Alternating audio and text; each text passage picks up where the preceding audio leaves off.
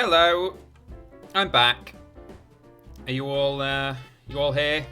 Oh, that's a stupid question, isn't it? Are you all here? Put your hand up if you're not here. Very funny, brilliant, great. Oh, goodness me. I've got a nice cup of, steaming hot cup of Earl Grey tea. It's too hot, actually. It's not drinkable yet. I'll burn my tongue off, and we don't want to be burning anything in our mouths in this stream because this is the Spyro No Flame Challenge, flameless. We're making our way downtown through Spyro the Dragon, the reignited version. We've got two homeworlds left to do. There's still one to finish that we're on. Welcome back, Peter. This stream is a lot of fun. Quite the challenge, but great fun. It is tricky, but yeah, I'm enjoying it. So we've got one to finish, then two whole homeworlds to do, and then one more, which is kind of a mini one, the final homeworld. Good, so we will get back on with that, shall we?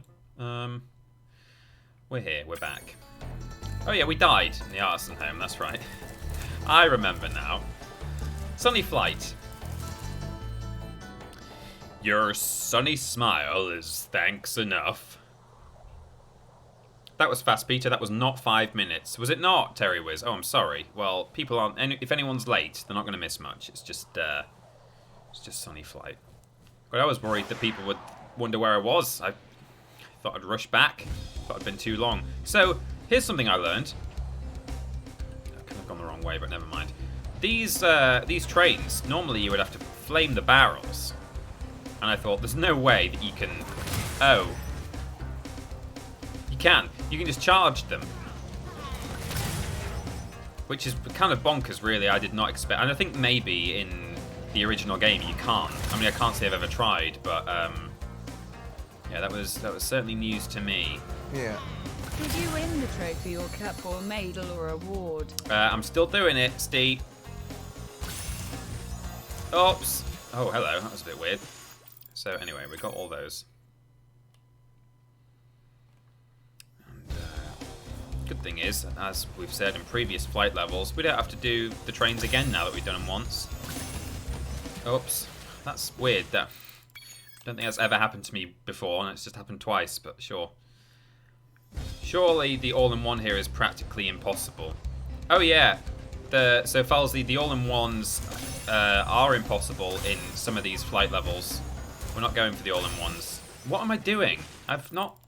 Maybe I'll fly over them and get them on the way back.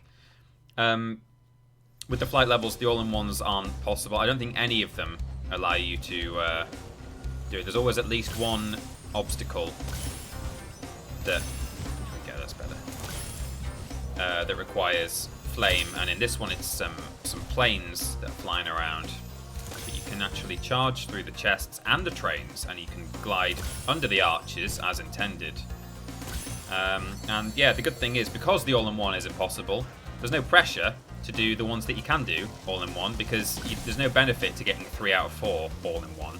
So you have to have a few goes. It's fine. It makes the flight levels a lot more chill than they ordinarily are. They normally cause a bit of a headache for some people. Level 1 Crisp says, hello Tiny Pete, just stopping in to say hi. Hope everyone's having a good day. Thank you very much.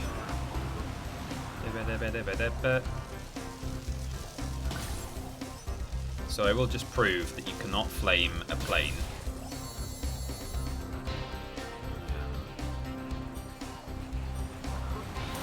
There we go. I mean charge is what I meant. Flame them. Despite the fact they're made of metal. But hey. Also, Spyro can fly in those levels and he can't elsewhere, so it's special magic or something. Thanks for dropping in, level 1 Crisp. Jack Bradshaw wants to know how many times I've accidentally used fire. Doing alright, really. While I was trying to skip through a cutscene, I did press it once.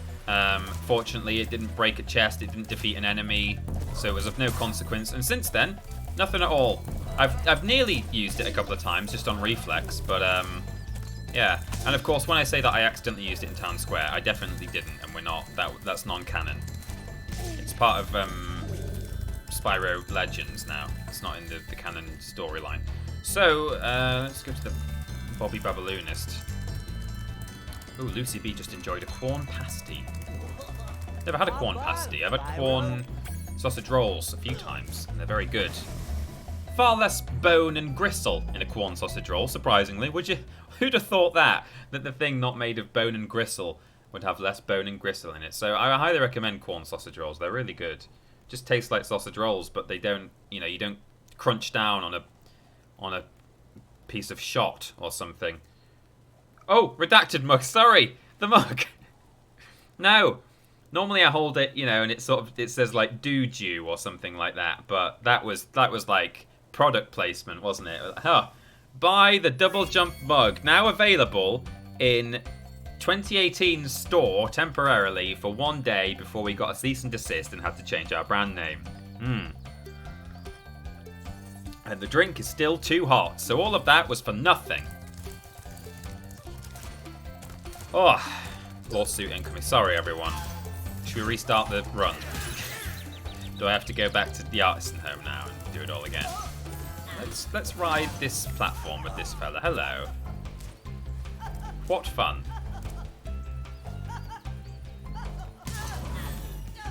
So, interesting thing actually. You'll notice this is really weird. I mean, if not a ninja still in the chat, they will have encountered this themselves. These druids always can be destroyed with a charge. Like that. You just charge them. Or you can flame them. Whatever you like. Whatever takes your fancy. However, we now make our way to Blowhard. And we do have mods in this chat, so nobody repeat that phrase. Otherwise you will be banned permanently from our channel. You will not.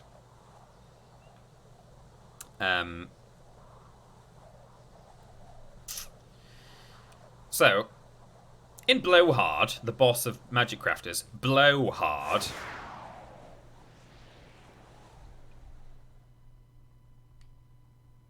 which has a weird filter on it. It's kind of cool though, because it's stormy. He's like a weather wizard, is Blowhard. He blows hard. You will find that in this level, for some reason, the green druids cannot be charged, which is very strange. They can only be flamed. On the other hand, I entered this level when I was practicing, expecting to not be able to charge the boss, because I'm reasonably sure, in Spyro 1, the original version, you cannot charge the boss here. You have to flam him. So there's a very strange inversion here where, oddly, whoops, you can't charge attack the druids like you normally can, but you can actually just biff Blowhard right in his Blowhard face. Really strange. So here we go. We've got some druids here. They're a bit bigger than normal. And if I hop onto his platform, I mean, this is going to give me knockback, and I'm going to land in the water and die, but... Oh, it's not even going to... Oh, it is going to knock me back. There you go. You just bounce off him, which is very strange. Very, very strange. I don't know how or why that has happened. The druids were big in the original too. Yeah, they were. But you could still charge him, right? I assume. I probably never ever tried to charge him in my life, but yeah, although they were bigger, I assume they were still meant to be the same enemy. I thought they'd only been made bigger just so that they took up all of their platform that they were standing on, so it was more of a logistical size change. But yeah, kind of strange that you can... Fortunately, you can step on their platforms. Otherwise, if you had to like actually destroy them, kill them to get onto their platforms to progress, we'd be a bit scuppered. But yeah, just an unusual one. Bit weird. Don't think that's right. Thanks for releasing me, Spyro. You have no idea how long I've been trapped in Crystal. And, neither do I. Who are you again?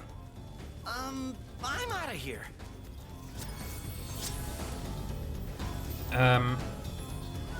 You get a skill point for standing on a platform for 10 seconds. You do, you're right, actually, for riding one of these platforms. Let's do it. Forgot about that one, Kelsey. Here we go.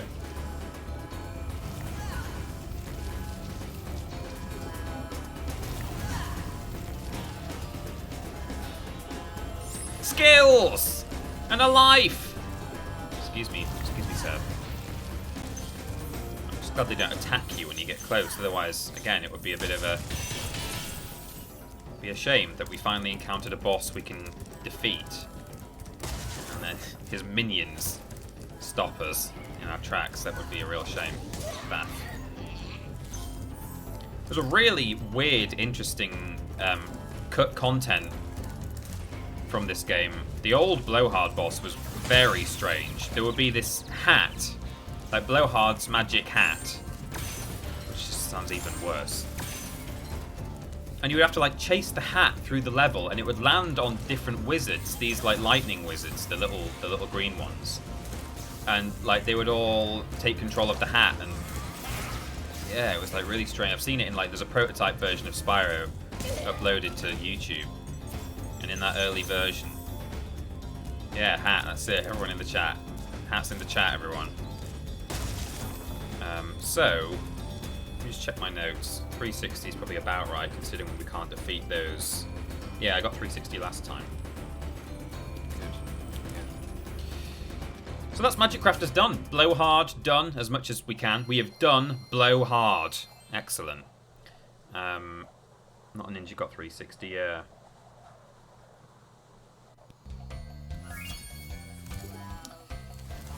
Excellent. So, Magic Crafters finished. Thank you, Spyro. Thank you, Spyro. Hop aboard for the beach spaces. Well, if you want to go there, hop in my balloon. Balloon. Off we go. We're going. Look at that. Gem count. We're aiming for 6,000.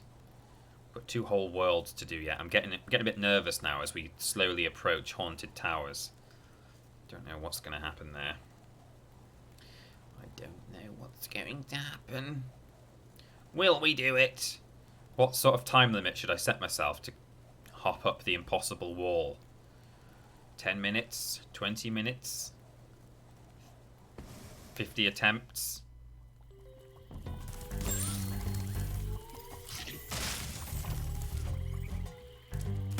If I get lucky, I'll fluke it like early on, because I do occasionally just manage it by chance, but normally what happens is it takes me like an hour and then suddenly it just clicks. It's really weird. It's actually kind of, it made me wonder for a while whether there was something going on there where if you try it enough times, something about the game changes. I wondered at first whether it was like some kind of adaptive difficulty or dynamic difficulty that has not been publicized at all. And I thought like maybe if you fall off enough ledges enough times, then maybe the game actually makes it easy for you to like just hop up a ledge a little bit better. But you know, it seemed weird that would. I was like, really, that can't actually be the real thing. That can't be the reason. Then I wondered maybe it's like less deliberate than that. Like it's not something that was put in by the developers, but was maybe if the game has been running for a long enough time, there's like a memory issue or a performance change or something. Master Nork is turning our swamp into an electrified chunk heap. And it used to be so beautiful. I know, the mug. Sure it was. 2 hours. So because it just feels to me like I can't do it, and I can't do it, and I can't do it, I can't do it, I can't do it, I can't do it. I maybe get it once, like really lucky and fluky. Oh, quick! There's an invincibility frame. So there you go. I didn't get any damage from the second one. That's about one of the only chances you get to do that. So that's that. Now these warthogs can actually be real trouble. In fact, I might just go and grab a chicken if there's still one around.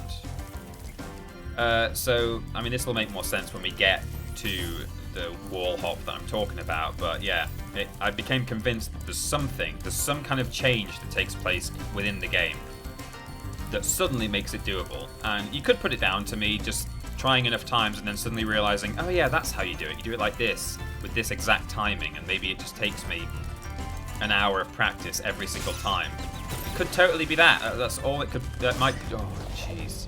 Might just be that. But on the other hand, it seems very on and off. And I think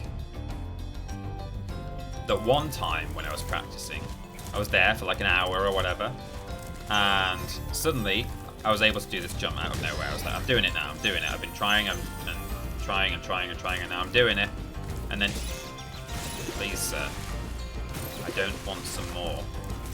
Oh, lucky auto hover there. You don't get to do manual hovers in this game, but Spyro will do them for you sometimes.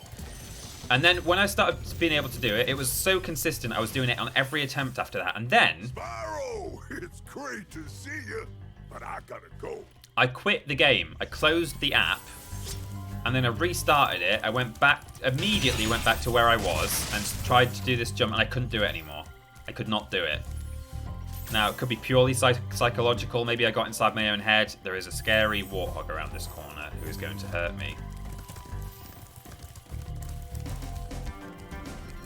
Ah! No! Did I get all the gems? No, I didn't. Oh, which way is he? Which way is he coming? Pumba, please. Don't do this. Let's have the checkpoint, please. Thank you very much, because I might need it.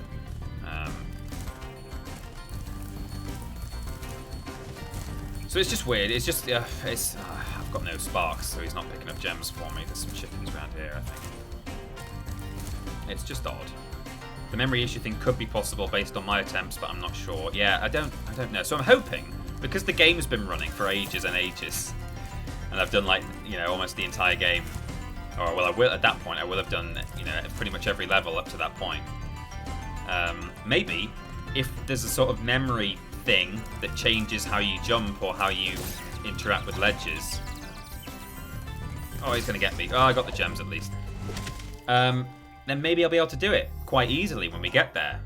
If not, we'll just try.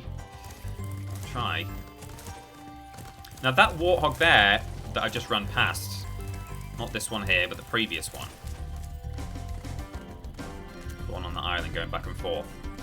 He will actually die when you exit Misty Bog. The game kills him. So these warthogs you can only normally defeat by flaming, but that one there, we will get the gem from him, which is a fun thing, fun detail.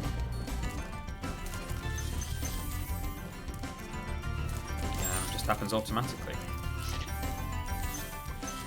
There's lots of little like nuanced, interesting bits and bobs in this game where it's like, oh, and I can get that gem that way and that gem that way, and yeah, that's how I can get into that area and use supercharge.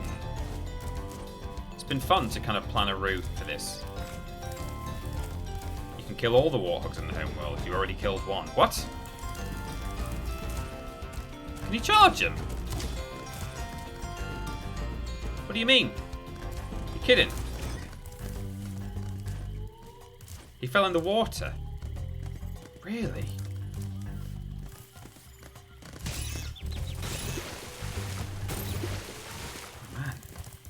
Worth having not a ninja here in the chat, because clearly he knows more about this game than I do. He won't fall if he hits you. Okay. I just need some health, really. So will he just come towards me if I'm gliding off, like almost above the water?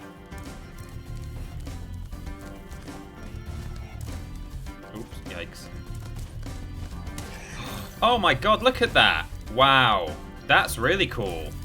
I love that.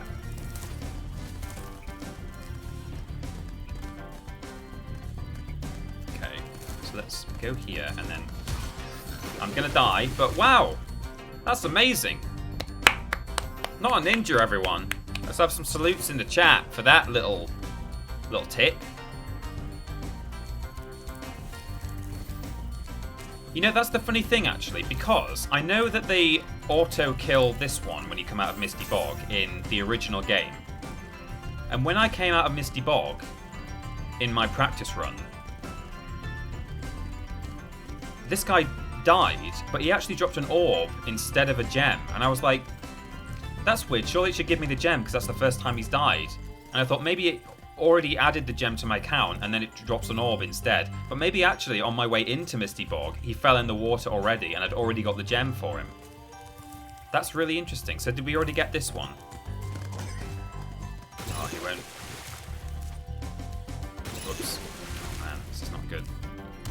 fella. We may have already got... This might be the one you're talking about that we already got, but...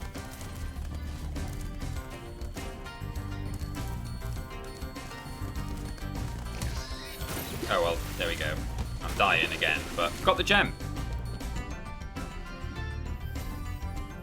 I like that. That's definitely... So that's why it's worth us comparing notes. As you suggested. I like it. Very good. Should spray these though. I take it we can't charge the mushrooms, the secret mushrooms, right? You have to flame them. Yeah.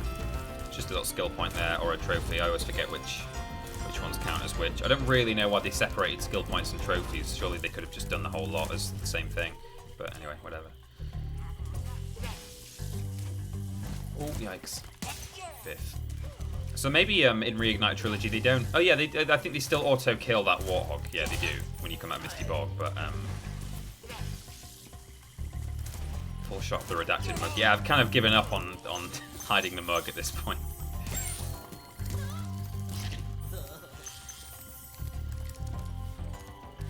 I feel so sorry for all the dragons still trapped in crystal. Maybe once you've rescued 50 dragons, I'll feel a little better. Okay. I think we've got like 49, haven't we? 48. Oh, it's because we normally we'd have 49 at this point, but we've not been down the hole for wild flight. So there's one dragon in this world that we've not yet got. These glowing mushrooms, they're the ones you have to flame 3 of those. Oops. Oopsie. So apparently we can get the ones in Misty Bog too, so it's not a ninja. One of them always gets stuck on a ledge. Yeah, Misty Bog. I think Misty Bog, personally, is the hardest level in this run. Other than trying to get the dragons in Haunted Towers, which, as I've said at length now, is very, very hard. Without the seemingly automatic switch to suddenly being easy-ish. But yeah, Misty Bog is flipping nightmare. This used to be one of my favourite levels, but the moment they take away fire, or you take away fire from yourself, it's tough. Very, very tricky. So we've got the key now for this thing.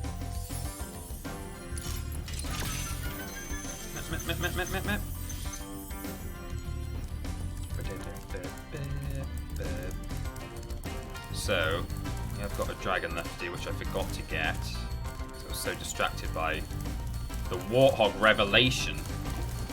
Whoops. Down the hole. Down the hatch.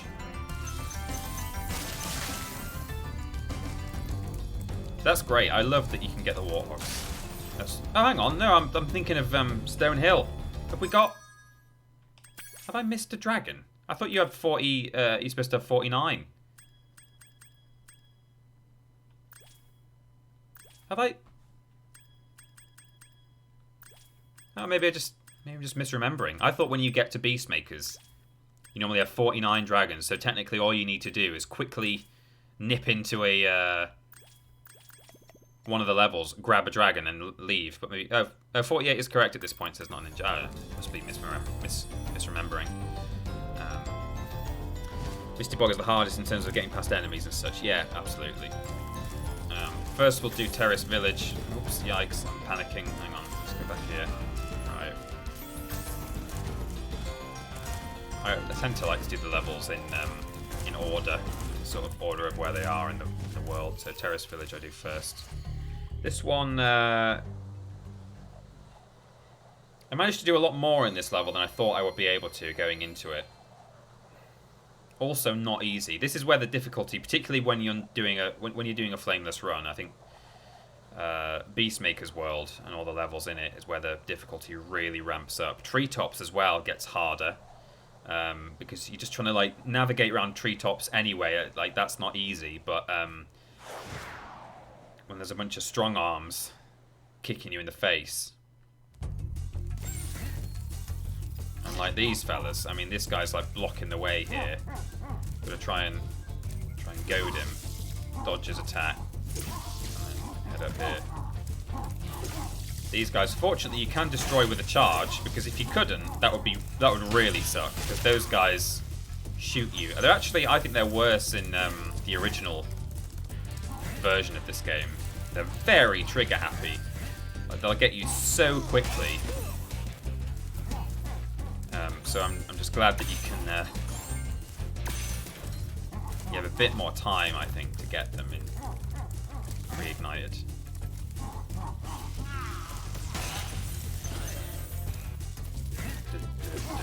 Oops.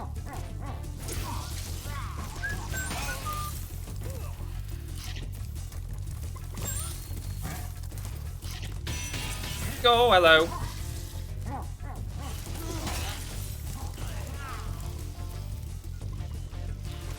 Oh, hello. Oh, hello. It's just me saying oh, hello for 15 minutes.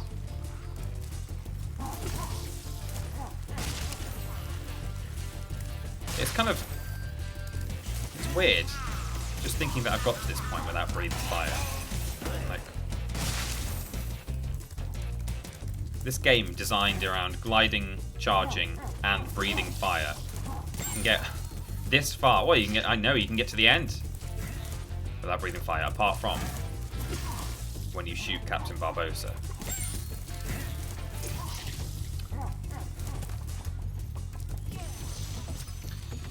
I still think high caves and treetops are harder if you're going for max completion. Yeah, they're harder in terms of... Yeah. The Norks in these parts have discovered the power of electricity, and it really stings. Yeah, if you're going for, you know, like in terms of gathering gems and so on, those are harder levels, I would say. But enemies-wise, like not being able to just defeat enemies that are getting in your way. It's those dragon-eating plants, I think is the in-universe name. Oh, there's a butterfly there, thank goodness. So these things, I've not found a way to destroy.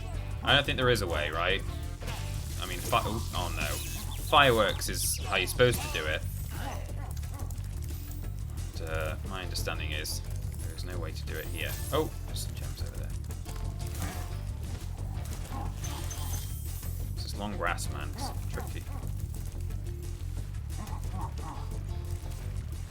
I think swears are TP's flame. Yeah. You know what gets even weirder? You haven't even sworn yet. I know. Can you flaming believe it? Flaming. There you go. Oh. Okay. Let's move on. Kind of just feels like there should be more here, but it's because there's a load of stuff that I can't grab. This is my least favorite level in the whole game. Just don't think it's got a lot of unique. It kind of just feels a bit like the home world. It feels like it borrows stuff from all of the other levels in Beastmakers, including the home world itself, and yet it doesn't have a USP. Because you get the electric boys, the electric floor boys in the home world, and I think anywhere else I don't think you do. You know, Misty Bog certainly has very much its own sense of flora and fauna, and yeah, it feels different. It's its own world. Treetops is very unique, but yeah, I kind of feel like Terrace Village is just a bit. I also hate electricity enemies in any video game. Good job, Spyro. One day you'll be able to tell all the dragons about your amazing adventures. Sure, but what I'd really like to do is get out of this swamp. Just smack myself on the tooth with my mug. I hate when you do that.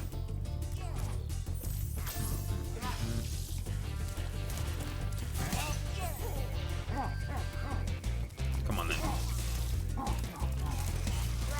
Oh, the floor. That's okay.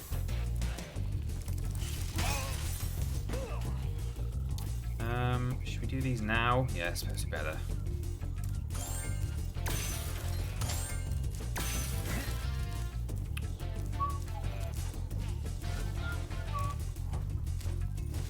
Oh!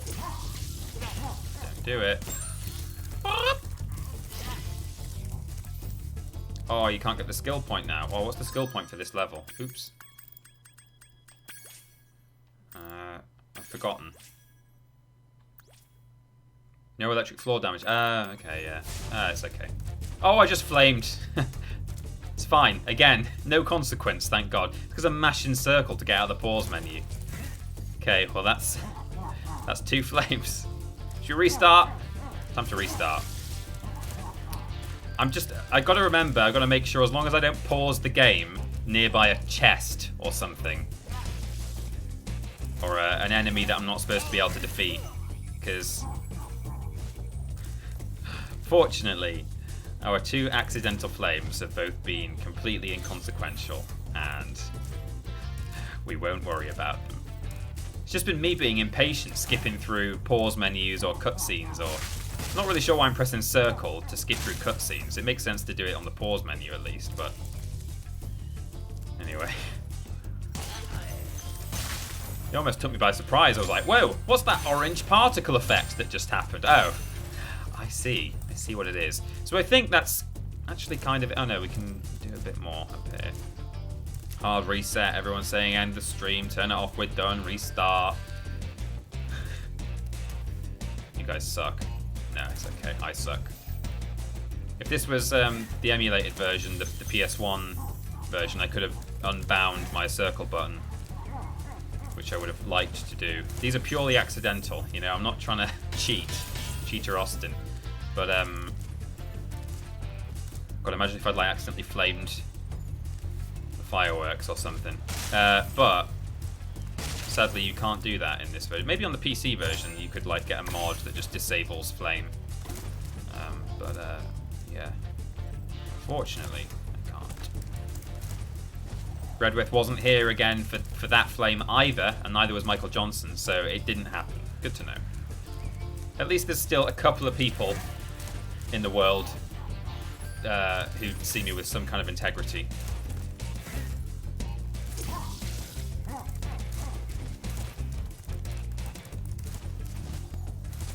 Right, I'm going to sort of assume that's kind of it. There might be the odd gem lying around. But what if I got 284 out of interest? What did I get last time? 271. Apparently, I must have found some stuff today that I missed before. So that's good. I'll take it. Do not want your comments, Cheater Austin. Do not press circle again. If only. If I held it down and then stuck it down, maybe it wouldn't register as a press after that. Could like pause it, press it down, and then like glue it. Or not glue it, tape it. Although, on the other hand, it might make him flame every time he comes out of a loading screen or something. I don't really know how it works. Misty Bog, prepare to lose your bottoms. It's going to be bad. I got 289 on Terrace Village. Sorry, I was a bit late on that. No worries. Again, I'm not too worried about getting everything. Must have just been some gems lying around. I'm normally doing that in this game. Should TP restart the game? Is the only option no, or is that the poll that won? The option that won? Okay, good to know. Oh, there he goes. Spyro's blasting off again. I think it's dark outside now. It was midday-ish when I started, and it's now pitch black because, hey, it's winter. Oh, hello. It's nearly the shortest day, actually. It's the 19th today. Shortest day is normally the 20th or 21st of December. Right, so these guys are pretty horrible to begin with, even when you're playing the game legit. But out of interest, I wonder if I can step on those. They probably slide off. These guys are normally pretty horrible. They're even more horrible now. Don't think I can defeat them in any way. Maybe you can like make them go off the edge of the world into the water, but I don't think you can. Is there some land behind this? No. You've got to kind of play the floor as lava with these guys. But there's only so much of that you can do when there's gems lying around the place. So to an extent, you have to just tank some damage in this level. It's not even noon yet where I am, so there's not a ninja. It's pitch black here. Oh, he got me. It's probably worth not even resisting. Just letting him do it. Oops, I meant to jump and I didn't. Oh, he's going to spit me off the edge as well. Oh, yikes. I might have missed one, but... I might have missed a gem, but I'll take it. Attack frogs now, which are also pretty unforgiving. Unless you're coming at an attack frog in pretty much the shortest possible straight line, he will get you. So if you're coming at even a slight angle or curve... See, their tongues come out just as you hit them. So sometimes you will just take damage from an attack frog, even if you're pretty dead on. Chickens, hello? I would really like a chicken right now. I feel like chicken tonight. Okay, attack frog. Okay. That's best to try and focus on one at a time. Don't get more than one in a single run. Otherwise, it'll get you good. Okay, there we go. So.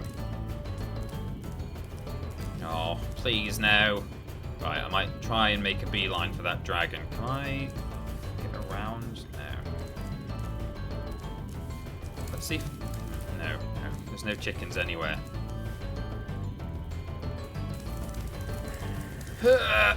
Yes, checkpoint. Be on the lookout for attack frogs. They are cold-blooded killers. Attack frogs? Frogs? And this used to be such a nice swamp. Indeed. Okay, so we've still got, like, no health, but hey, it's fine. Because what I'll do is I'll lose a life. Oh, but the thing is, because I've got no sparks, I'm going to have to touch all of these gems to get them. Oh, I got him. And then I'll take the death. It's fine. The boar I couldn't kill is on that island there. Okay, good to know. I'll have a go. May as well, but I'll take your word for it for the most part. So we'll... Oh, come on. Hit this guy. Oh, please. It's going well. No. Right, now. Glide to here.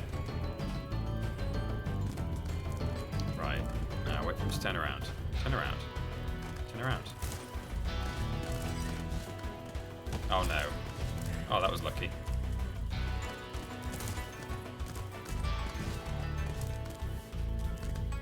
Yeah, there we go. I guess this is what you did. No worries. It's not... Oh, I can't get back now without... Well, hopefully he's stuck down there. Is he? He is. Okay. Can I make it over there without dying? Yeah. Okay, good. Just get stuck like that. Okay. So, theoretically, I should be able to do all the others, is what you're saying.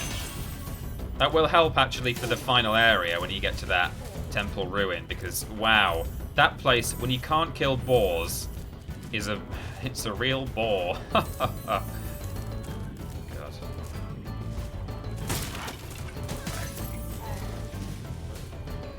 Okay, we got 1 sparks, and preferably, I would like to have more than one for the absolute room of death that we are about to enter.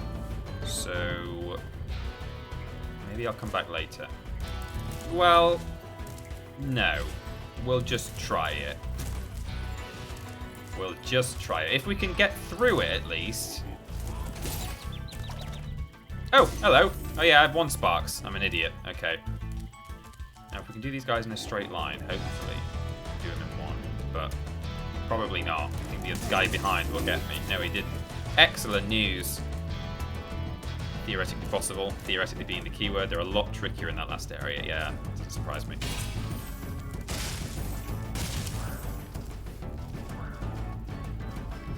Okay, try and do this sort of one at a time. So, get that guy.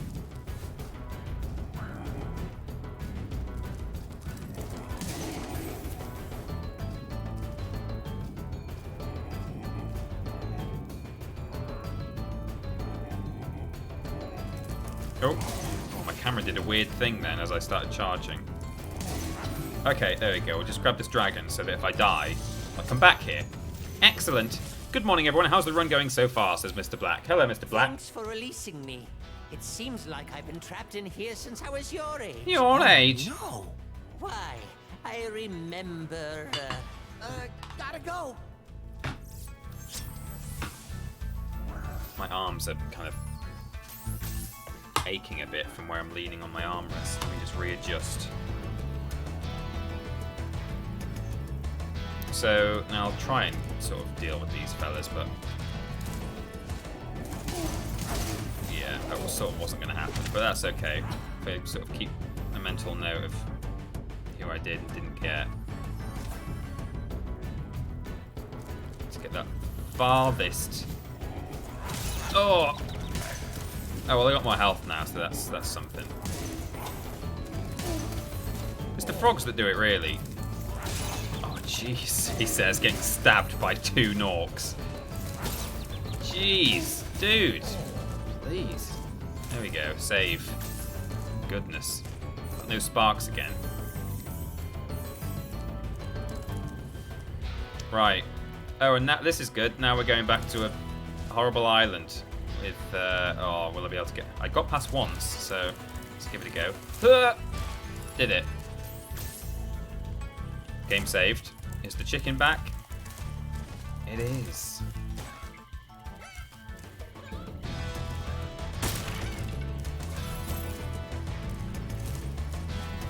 Great news. Right, so now we hop up here. After you finish it, we could call this the Peter Austin run. Yeah, where you have to do 2 accidental flames, otherwise it doesn't count. Right, oh no, there's more of these root vegetables.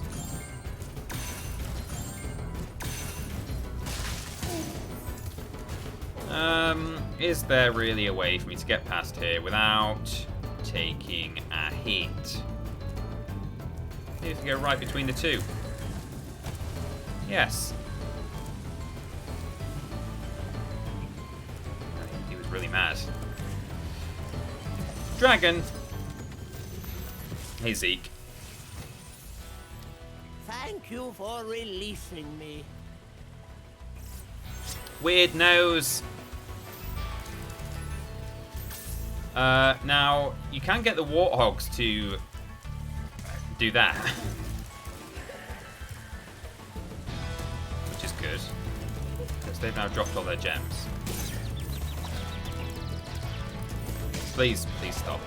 Well, I got the gems, so that's fine. I'll try and get that guy to come off the edge, but it might cost me more. Oh, flips. Mega backflips. Oh, please, I thought you wouldn't follow me in here. God.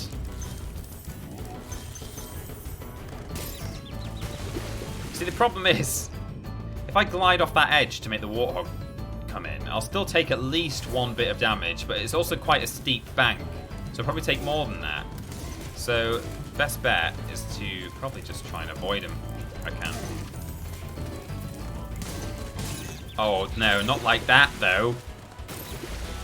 I've gone the wrong way, really. It's shallower on the other side. I would just make a beeline for the next dragon. Yeah, probably right. Oh, whoops. Oh, I just clipped the scenery there. Oh, I'm inside the warthog. Okay, here we go. Ugh. There we go. This is a good base from which to start clearing out the area. I'll tell you what to do with those creatures. Smash them, Spyro, stamp them out, and squish them and squash them. How about charge them and flame them? We are dragons, after all. Mm-hmm. Ding!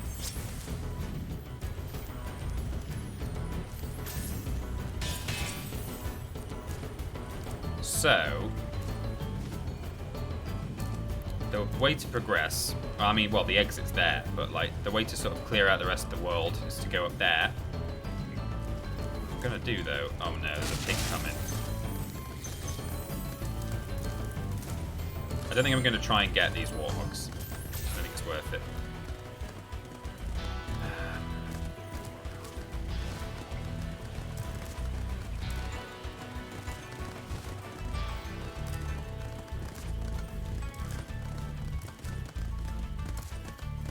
Oh my god. Oh, he came up the wall. He's some sort of wall pig. Okay, I'm gonna maybe quickly...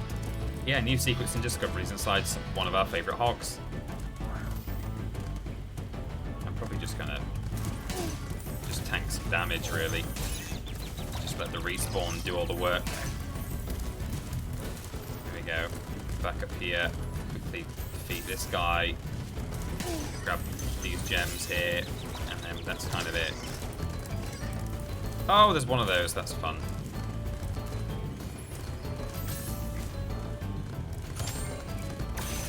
That would have been a really good place to not get the head bounce, but I managed it. There's a chest over there, too.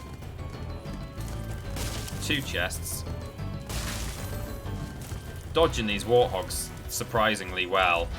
Oh, hello, he can climb stairs, too. They fly now. Okay, let's go over here. So you now climb this temple. It's like Jungle Run.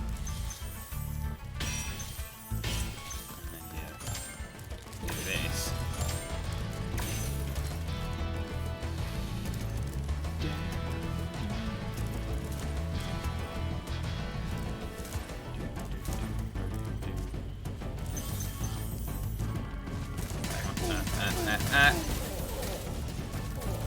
Spider hog. So can't get these. And that is, for the most part. Let's see what I got in Misty Bog. I got last time 400, so I've missed a red one somewhere, and unless it's like in this area, I'm not gonna worry too much about it. Oh, hello. Is it anywhere? Is it obviously around here? He might be stuck there. Actually, that one. I don't know. I don't see it, but it's fine. It's fine. So, there we go. That's a non-full gem count at Misty Bog. Sounds like you can get almost all of it, though, apart from that one warthog on the island, if you really want to tempt them off. So there, that one dies as you come out of Misty Bog, and you just get a little orb for it. I'm going to move on now to treetops. And, oh, sweet Mother Mary. We're not going to get too wound up in getting all the gems here, because crikey, you can supercharge pretty much every enemy in here if you want to. The big enemies that you're normally supposed to flame, but no thanks. No thank you. Treetops can be completed to 100%. Yeah, it can.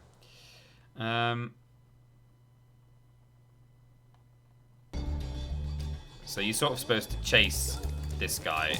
Kind of, number one, I know where he's going, so I'm not too concerned. But also, trying to chase him and not flame these big boys on the way is one of the most fun things to do.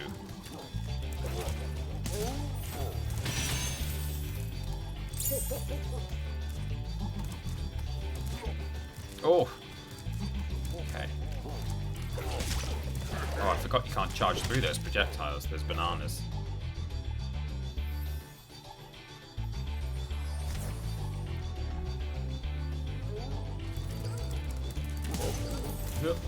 Oh, sorry. Sorry about that. Sorry. Oh, no. Oh, well, I shouldn't have got the second one there. That was just me being stupid.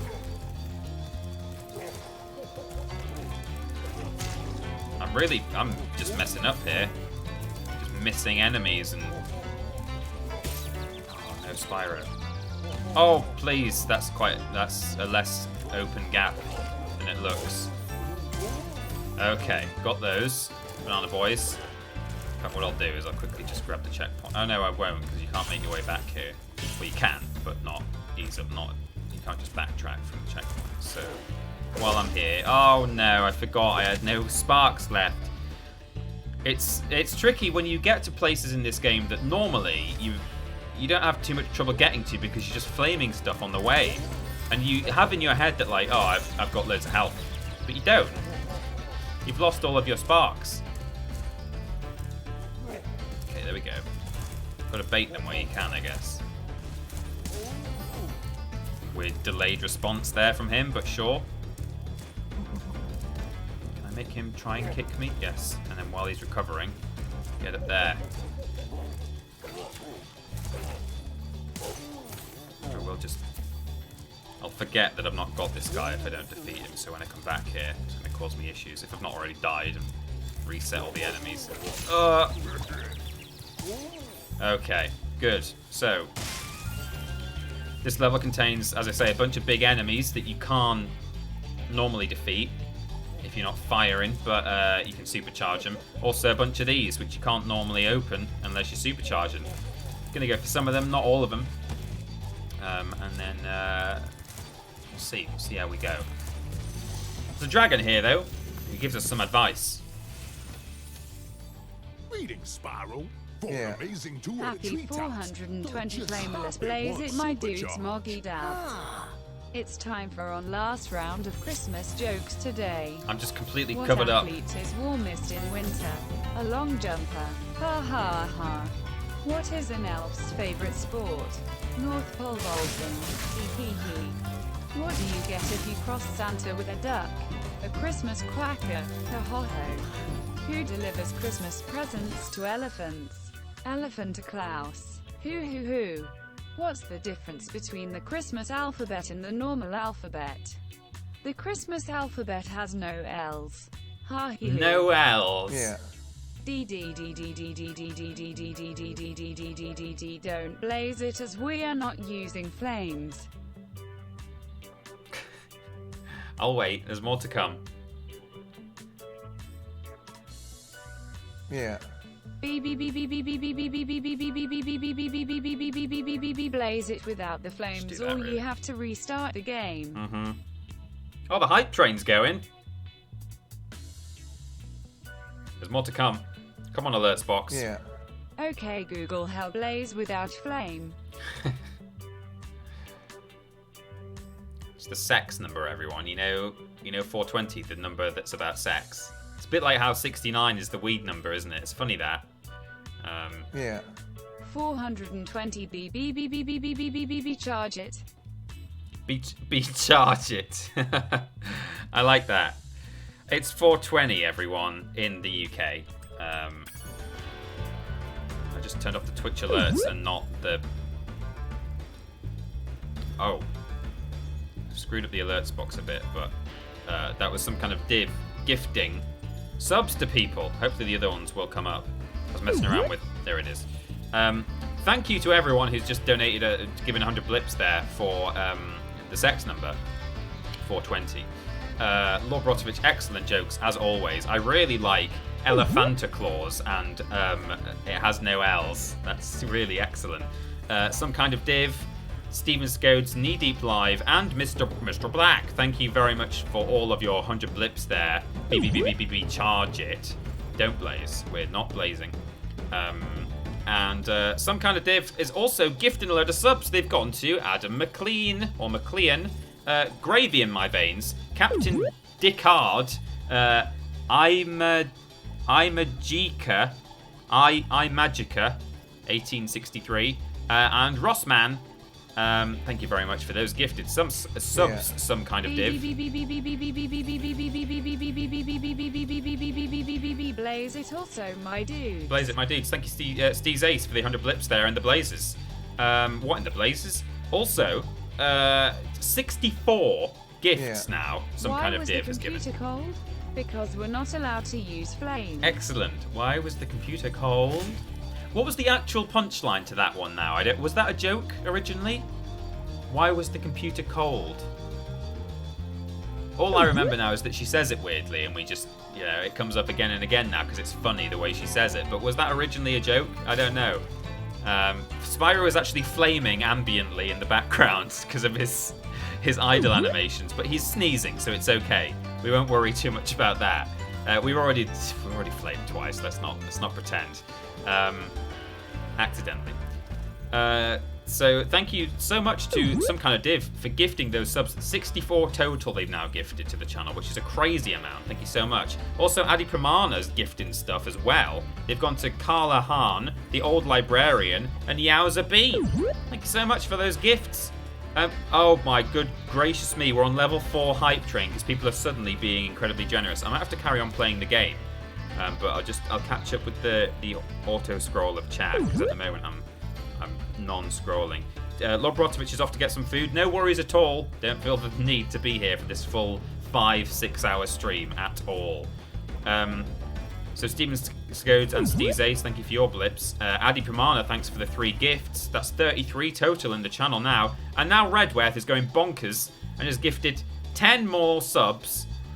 They've gone to Gigaton, Endless Beast, Slip Kid, 1904, Ty White, 123, Loser Quest Show, Diaz Eunice, Scatterbrain Weirdy, Ricky A93, Foxhound Cat, and Big BG Rider Clock. That's a great name, BG Rider Clock. An Abominable Kiwi also gifting. Oh, I can't keep up. We are level 4 and a bit hype train. Hype.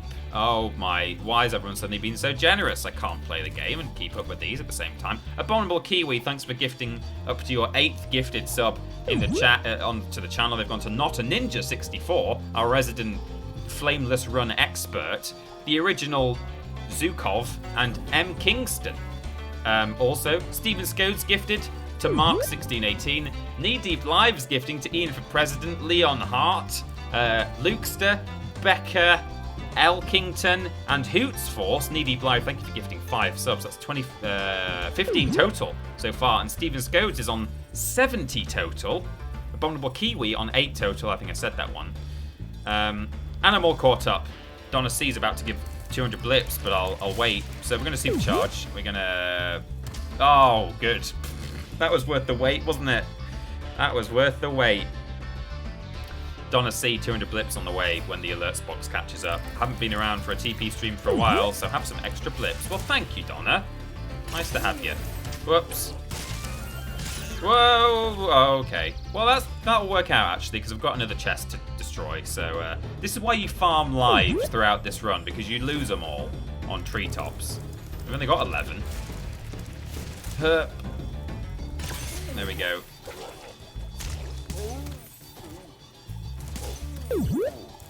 Good. Oh, chicken. So. Also 200 blips on the way. I don't know where the alerts box is now, but we're level 5 hype train. That's crazy. Thank you, everyone. That's really, I really appreciate that, because this, I'm not gonna lie, my back really hurts because I've been sitting at a desk for this long. Oh, smash this. Oh no, what the hell happened there? Right.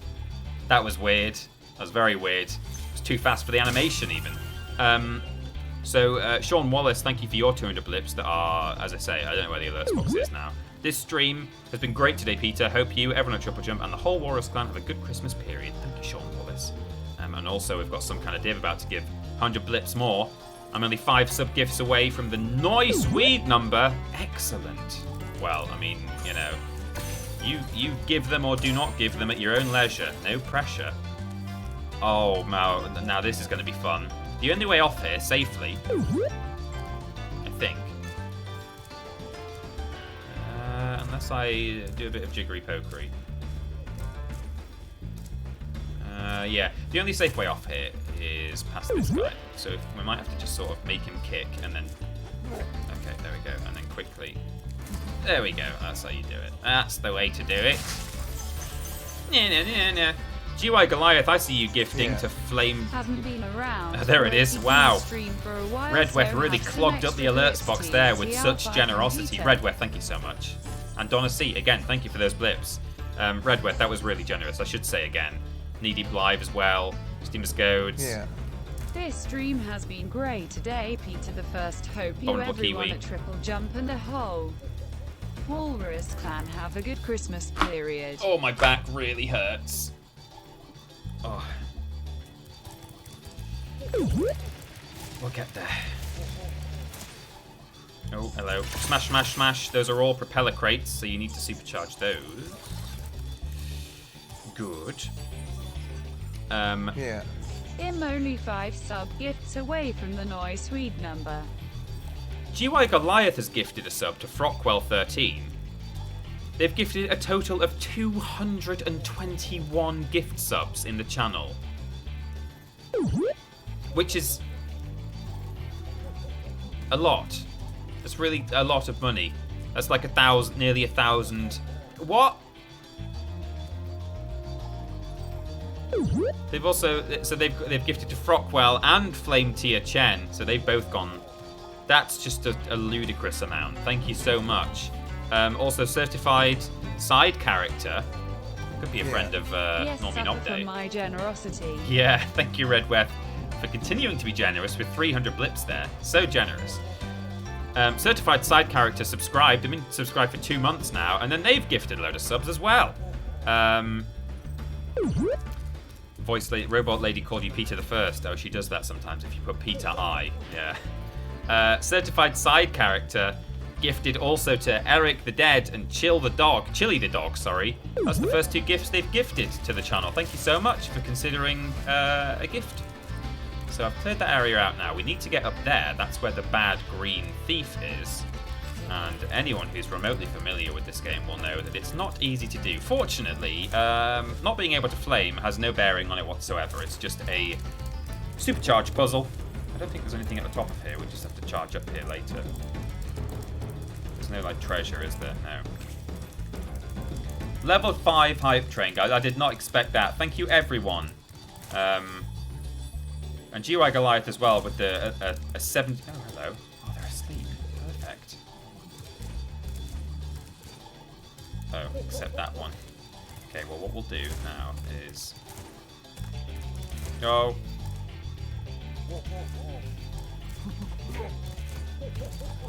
They actually have quite a big wind-up, relatively speaking, those guys. So you do actually get a good amount of time to sort of get away from them, which is nice.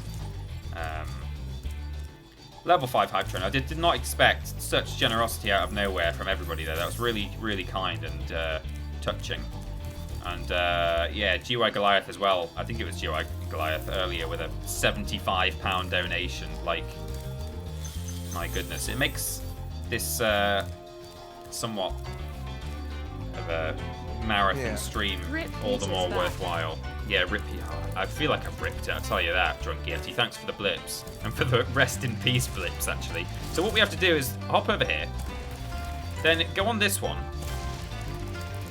But then go this way, which I've screwed up, actually, because I forgot at the very last minute. You have to do some real backwards-arse supercharging to get to that green man, because if you try and just get to him via normal supercharge ramps, just going forwards, you'll find that you don't have enough momentum. So, screwing it up real bad. It's not that hard. Well, I mean, it's not easy, but when you've been playing the game for literally 20 years, it shouldn't be that hard. Oh, but with that stumble, where you lose all your speed, I told you in some cases, the stumble is not good. You don't want the stumble, because you lose all your speed. It's only good when you're trying to climb up Wizard Peak like an idiot using supercharge. There we go, right, so. And then we jump this way, go up here, and then here are my two. No, I did it. There we go. Oh yeah, this is how you get the green guy. In fact, the guy on top of the island that I was pointing at earlier is the red guy, which is different. Legally different. He's the red thief. But this is how you get to a very difficult dragon. One of the hardest dragons in the game to reach. Crack. That was quite a ride, Spyro. You learned a lot since you were a young glider. Yeah, well, you could have found an easier spot to get stuck. Yeah, there is a cheat code for 99 lives, which I did use when I was just practicing, because obviously I was doing all sorts of testing, flying into walls and things like that to see what could and couldn't be done. So I needed infinite lives for that, really. But I'll try and avoid using cheats in this run if I can. But if it's going to be the difference between just like, whoops. It's going going to be the difference between like wasting a load of time like redoing levels and stuff, then I probably will do it. Because like this run isn't about doing it in a set number of lives. It's about doing it without flaming. So I wouldn't feel as bad cheating it in that way. But on the other hand, like doing it without flaming, part of that thing is having to deal with a lot of very aggressive enemies that you're not allowed to defeat, and therefore that kind of ties in with like, oh, and don't lose too many lives, because that would be bad for you. Uh-oh. Oh, well, I'm screwed. That you can actually smack that guy to death. But anyway, I wanted to reset the start of the level to do the red thief now. How's it going, everyone? Says Matt Fox. It's going okay. It's going pretty well. I'm sore. I'm going to need a bath after this. But, hey, we're on the penultimate home world in terms of, like, the non-nasty Nork one. It's interesting, in the intro of this game, when the TV crew are talking to the dragons.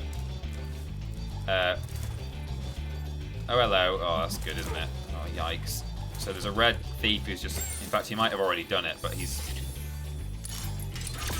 normally wakes these guys up, climbs the stairs. I don't know if he's already done his run or not. He probably has. Anyway, normally you chase him up these stairs.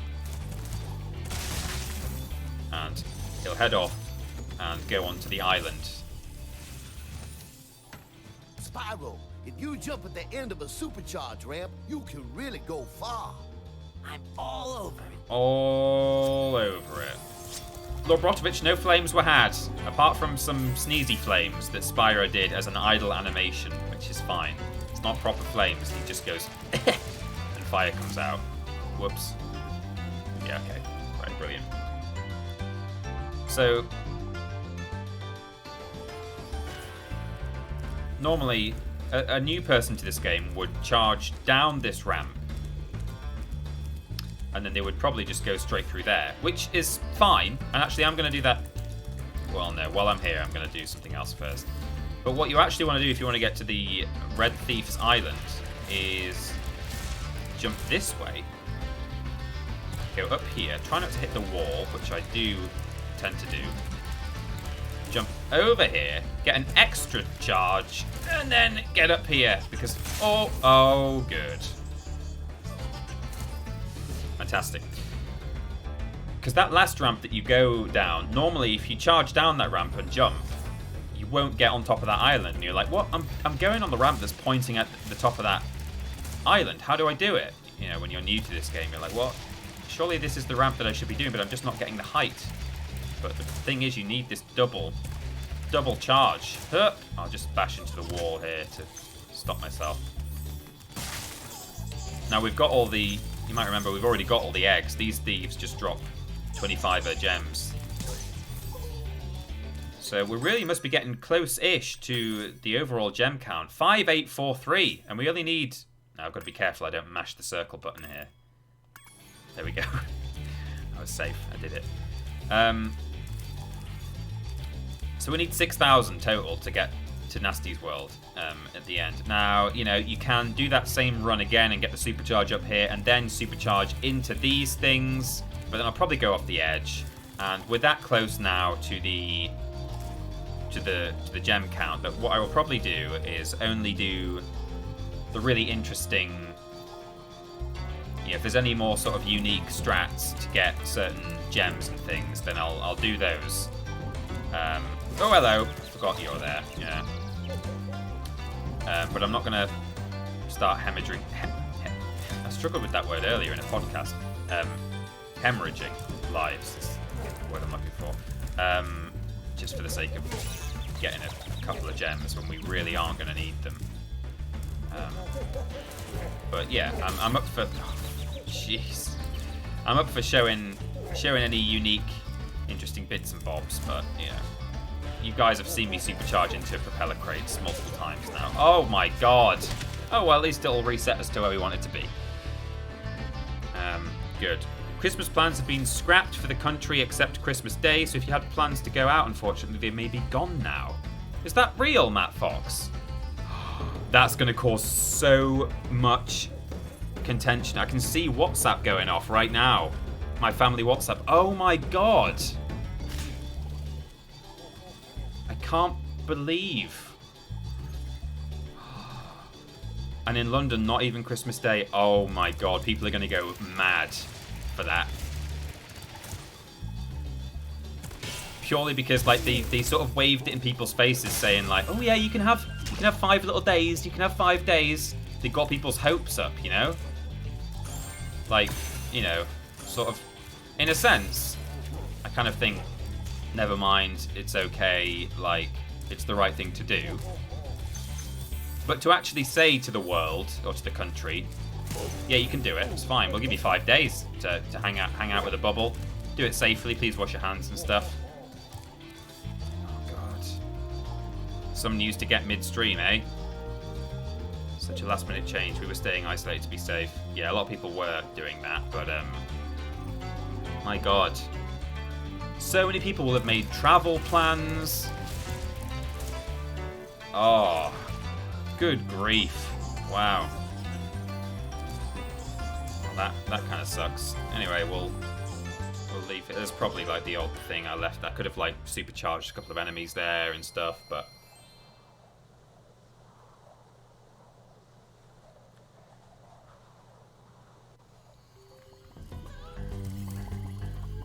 apparently people are packing to get out of the southeast tonight. Oh my god, what is going on out there? Not what I thought would happen on my let's spend all day streaming Spyro the Dragon day, you know? Let's quickly go to the flight level. Man, that's kind of brought the stream down a bit. Let's try and move on from that, because that's like kind of depressing. I'm not saying I disagree necessarily, but I just really think if that's what the policy was going to be, it should have been that way since the beginning, because I've been getting excited for seeing my family, who've been very careful, and I've been very careful, and, you know, we weren't going to come into contact with any vulnerable people of a certain age or of certain, with health conditions. We were going to, you know, I was just going to see my parents-in-law, stick to the rules, 5 days. And now, after having been told that that's going to be okay, as long as you behave, which we were going to do, now we can't. Ha-ha! Merry Christmas, one and all. Flippin'. That's going to make me swear. That's what's going to make me... That's unbelievable. Right, okay, I did just say let's move on from it, and maybe we should, because that's just going to... It's just going to depress me. Oh, I've gone the wrong way.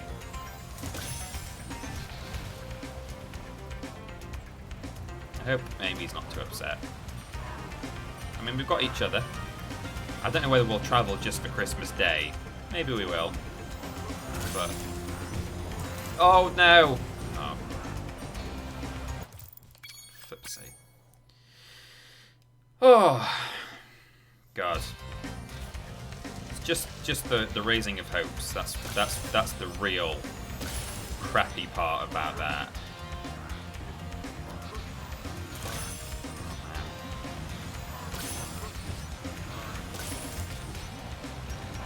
Here we go. I got confused and left the air. I was trying to go for this tunnel here.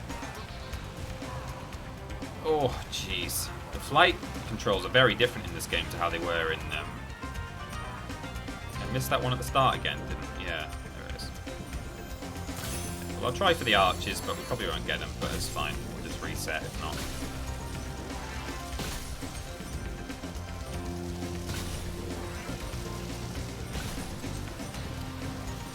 Or might just manage, or might just miss it. Oh, no! Okay, no worries. Crash Bandicoot challenge, but you can't spin. I have wondered whether that's actually possible. It might be, you know. Ooh, yikes.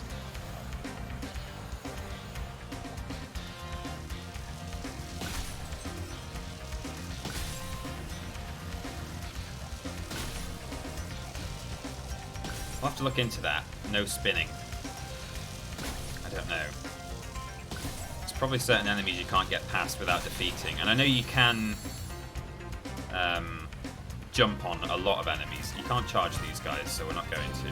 In fact, that might be... Yeah, that's it for this level. You can only get 2 of the thing. You can get the chests and the archers, because these planes, as we know, we can't charge. So that's it. That's Wild Flight done. No spinning in Crash would be insane. You can charge the boats. So it's not a ninja, can you? Oh my god, charging the boats. I'll give it a go. I thought I get Wild Flight. I thought I just tried to charge a boat and I...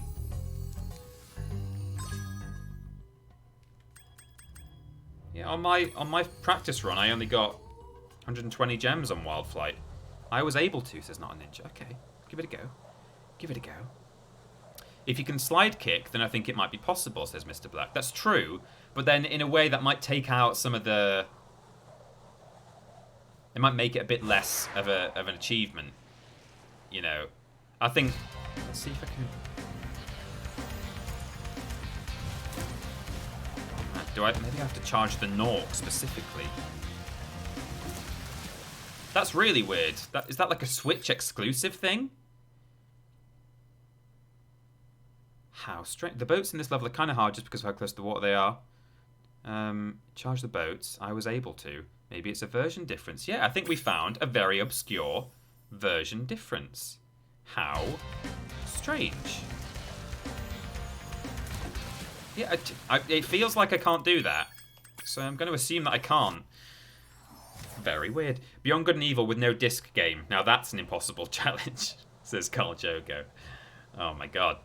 Or disc game with no Beyond Good and Evil, maybe. That would be even harder. Up we go. So.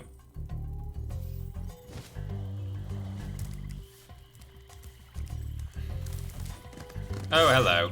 I don't know why I went round there. That was a really stupid thing to do. Right, so now we're going to go to the boss of Beastmaker's World. Oh, I love being the ghost inside my warthog. It's really a lot of fun. Disc game only without a properly mapped controller. Yeah. I really have to try the Uplay version of that game because that apparently has better controller support. I've talked before about playing the disc game in Beyond Good and Evil. Normally, you can just aim your thumbstick wherever you want to aim the disc.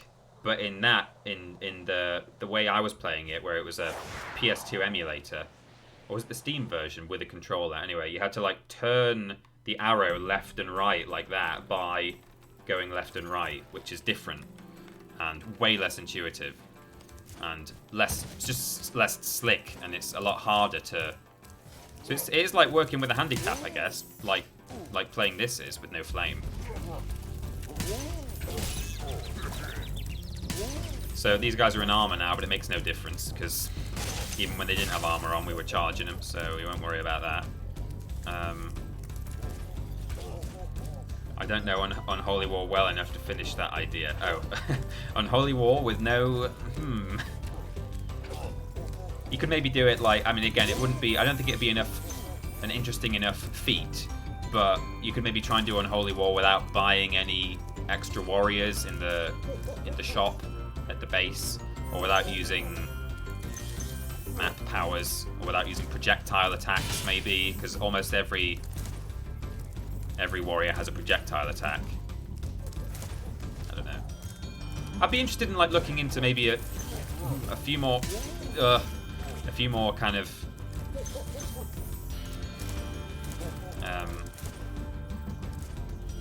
playing games in this fashion. As I say, I did think about Crash with no spinning, but yeah, I think if you, I like in a sense, I like the idea that like, oh well, if you include slide kicks, then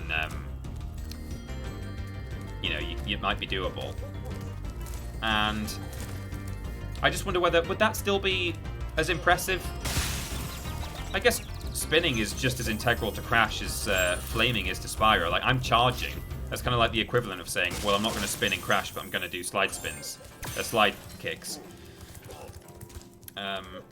Crash with no jumping. Maybe. No, I'm joking. I'm pretty sure. I haven't really thought about Spyro 2 with no flame, but I'm fairly sure it's not doable. Fairly sure. Don't know if Not a Ninja's thought about that. I mean, I don't know Spyro 3 very well. I've played it multiple times, but only kind of almost out of obligation. I just didn't like it as much. Spyro 1 and 2, though. I've been playing them for years and years and years. Completing levels and Crash is impressive enough to me, says Matt Fox. Just with spinning. So here's a boss. Yeah, we're in Metalhead, I should say. He's the boss of the Beastmaker's world, and he's actually defeatable in a completely legit way. It's not just like Blowhard, where you can charge him, even though you should probably be flaming him. Like, Metalhead, you're supposed to charge. Or at least, you don't charge him himself. Metalhead is all charged up to meet you. Attacking the power pole should disrupt his power supply. Peter, the only Spyro game I played before Reignited was A Hero's Tale, and I remember enjoying it. How do you feel about it? Well, I've not actually played properly any of the post-Insomniac Spyro games. So we gotta charge these power poles.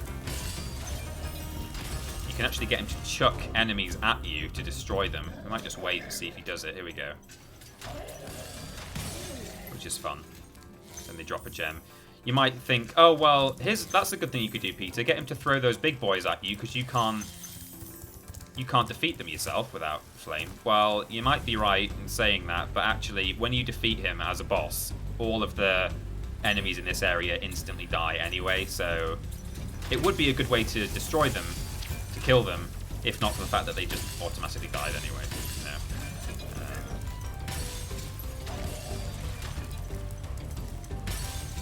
There we go. See, that guy above him just died there. Oh, his battery fell out. Skill point acquired. I did it perfectly. Yeah, you get skill points for doing all the bosses without taking damage. Didn't manage on Blowhard, I guess.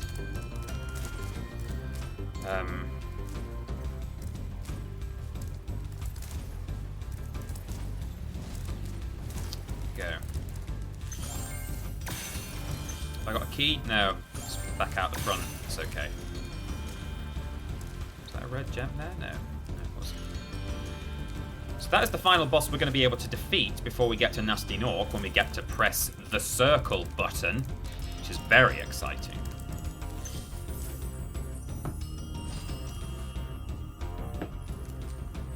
And I really want to... my family group chat's going off. Like, I really want to know what people are deciding we're going to do. Maybe we'll just see each other for the day if that's what the rules are. I said I wasn't going to bring this up again. I don't want to bring the chat down, because that's made me a bit sad. As I say, I agree with, overall, I agree with the reasoning, but I kind of just wish they'd said that from the start. But hey, here's me going over what I've already said when I was the one who said let's not talk about it. So it's just hard to not think about, to be honest, that is now a thing. But never mind, let's just try and get on with our lives.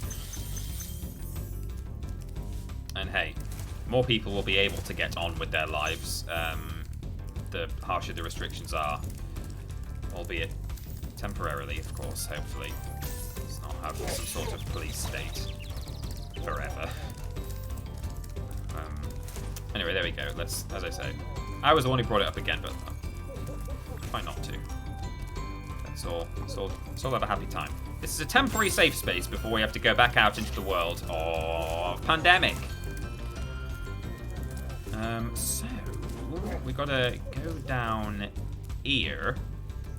Yeah, down there. Yep. Through this thing. Whoops. Oh, auto glide. Auto hopper. I tried to get on with our lives by watching some guy play some game for 5 hours. Yeah. That's right. How long have we been going now? We've been going 5 hours. Well, a bit less than that, because I started at like 12:30. But we've probably got... I mean, we've pretty much... As I say, I'm not gonna worry too much now about like getting as many gems as possible, but I'll get what I can. We've basically finished Beastmakers now, which means we've got like a handful of levels left in Dreamweavers, and we've made it to Nasty's world. How exciting! So I think we'll be done in about an hour, maybe a little bit more than that. it's kind of, you think about like how long it might take you to get through that a certain like part of the game, and you're like, oh, it'll take me like this long or that long, and then you're like, well, but then I have to go slower and die a lot and yeah, have a real hard time because this game is hard when you can't do the fires. So there are some gems I think I've left lying around, but I'm just gonna, okay, yeah, I'll take it. So let's head to the exit. Adi Pramana says, this has been my Saturday night. I couldn't have spent it better. Well, that's very kind of you, Ad. Nice to have you. I tried the minimum charge Spyro 2 challenge a while back, but Head Bash made it feel a bit cheap, so I recently tried again while restricting Head Bash as well. Oh, nice. Okay, sounds fun. I thought about, so Spyro 2 on PS1 has a... Now, you guys aren't going to like me saying this. It's got a triple jump mechanic in it. It's definitely not anything else. I'm just going to drink some of my drink.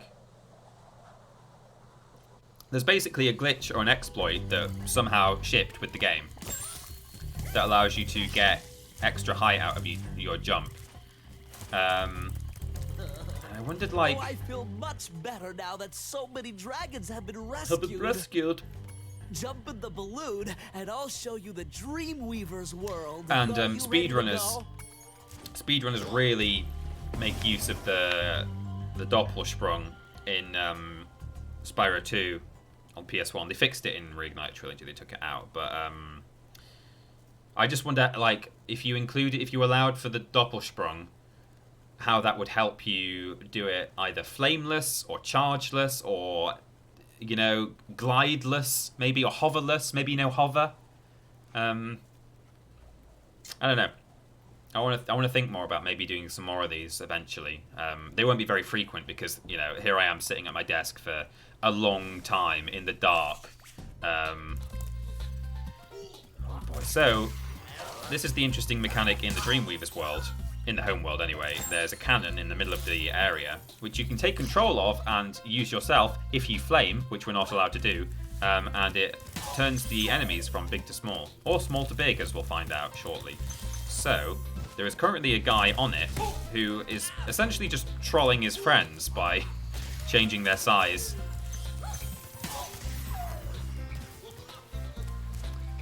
As I get close, which is kind of mean. I think I might have left some gems on the first island, but let's not worry about that because I'll loop around after. And up here, there's a staircase that's guarded by these enemies who they've got metal armor, which means I can't flame them, and they're big, which means I can't charge them. So I have to make them small, but I can't make them small, and he won't make them small, so we can't get up that staircase, which means there are some gems here we won't be able to get in this level. And there's also a portal at the top of those stairs which leads to the Dreamweaver's flight level, which means we won't be able to go there either. But fortunately, there's no dragons in the flight levels, so it's not going to hamper our potential 80 out of 80 dragons without having ever breathed fire ever. Definitely not at Town Square or in whatever other level it was that I accidentally did it. Yeah. So it takes you up there and onto that island.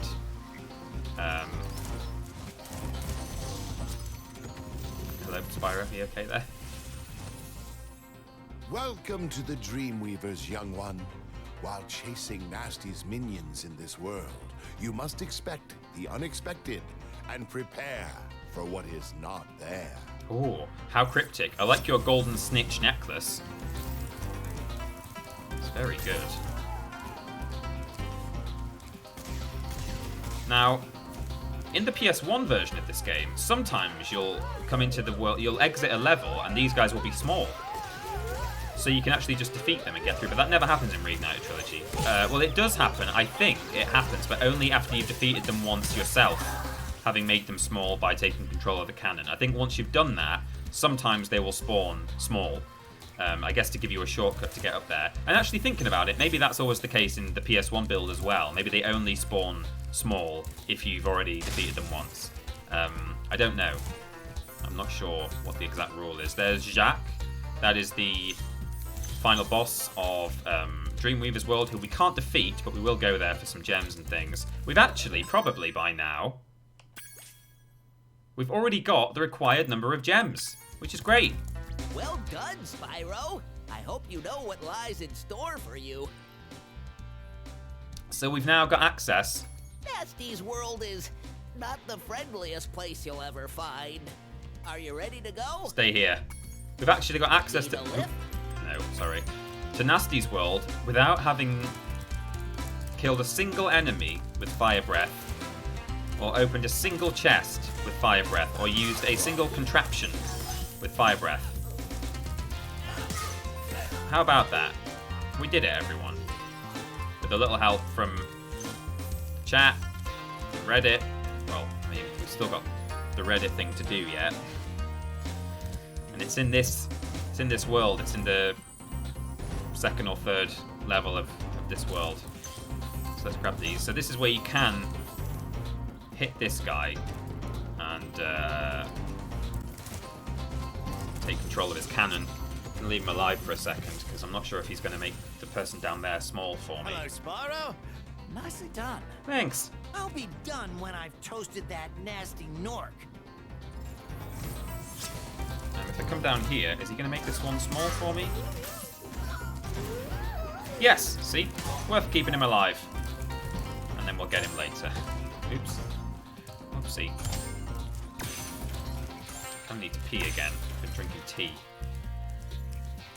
So.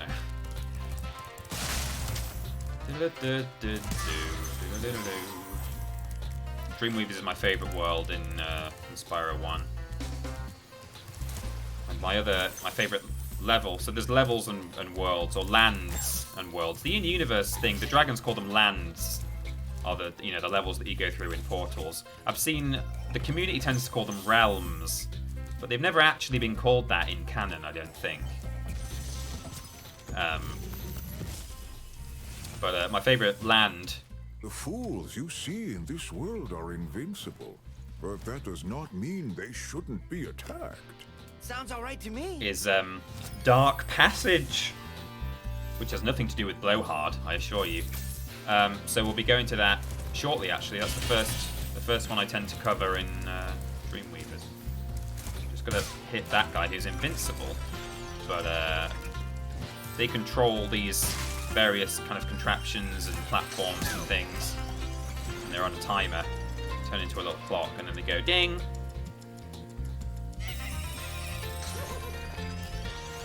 Fools. So that's kind of all we can do in the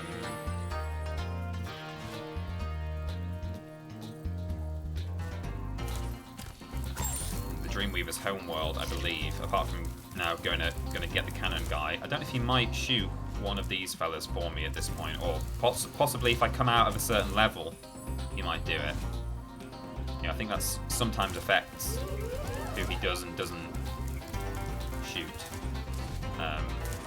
And then just says, I think in Spyro 2, or maybe 3, some characters call them realms. Maybe they do in 2 and 3, but certainly in this game, the dragons actually refer to them as lands. When we get to Nasty's world, one of the dragons says, you must reach the exit in each of the lands, and in another level as well. First, you must reach the exit in one of the other artisan lands to unlock the first boss. Someone says that. So a couple of references to calling them lands in Spyro 1. Yeah, maybe elsewhere they are realms, but here we go. Dark Passage.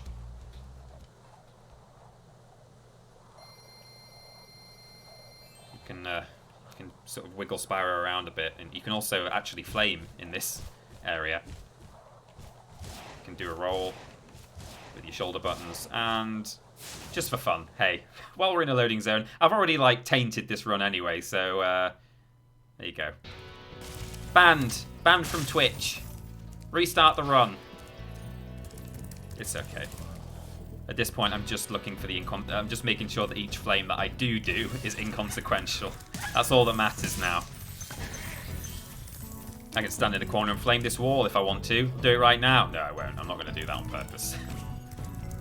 Right, so in this level, you've still got big and small enemies, but they're controlled by these guys. Fortunately, even though they're lanterns, you can actually charge them. I could totally understand if the game made it so you could only flame them, but you can charge them to sort of... So they'll automatically cycle between lit lantern and extinguished lantern, but you can also set them off yourself. So if you can see, if you wait, he'll light it for me, make this guy small. And this is the level where I'm finally going to be able to offer some insight to not a ninja who's given me lots of hints throughout this run. Finally, I'll be able to say, hey, here's something you can do. The enemies here can be quite frightening, but you should watch the fools. I'd rather flame the fools. There's one more enemy that's possible in the home world, but I think you need to either die or leave and come back to make him small again. Yeah, I thought so too. I think one of the sort of elfin blokes, the green guys, can be defeated. I think you have to... It might be when you leave Dark Passage, actually. When you come out of the portal, I think he might be small. Anyway, it doesn't matter. We'll see what happens. Almost missed this.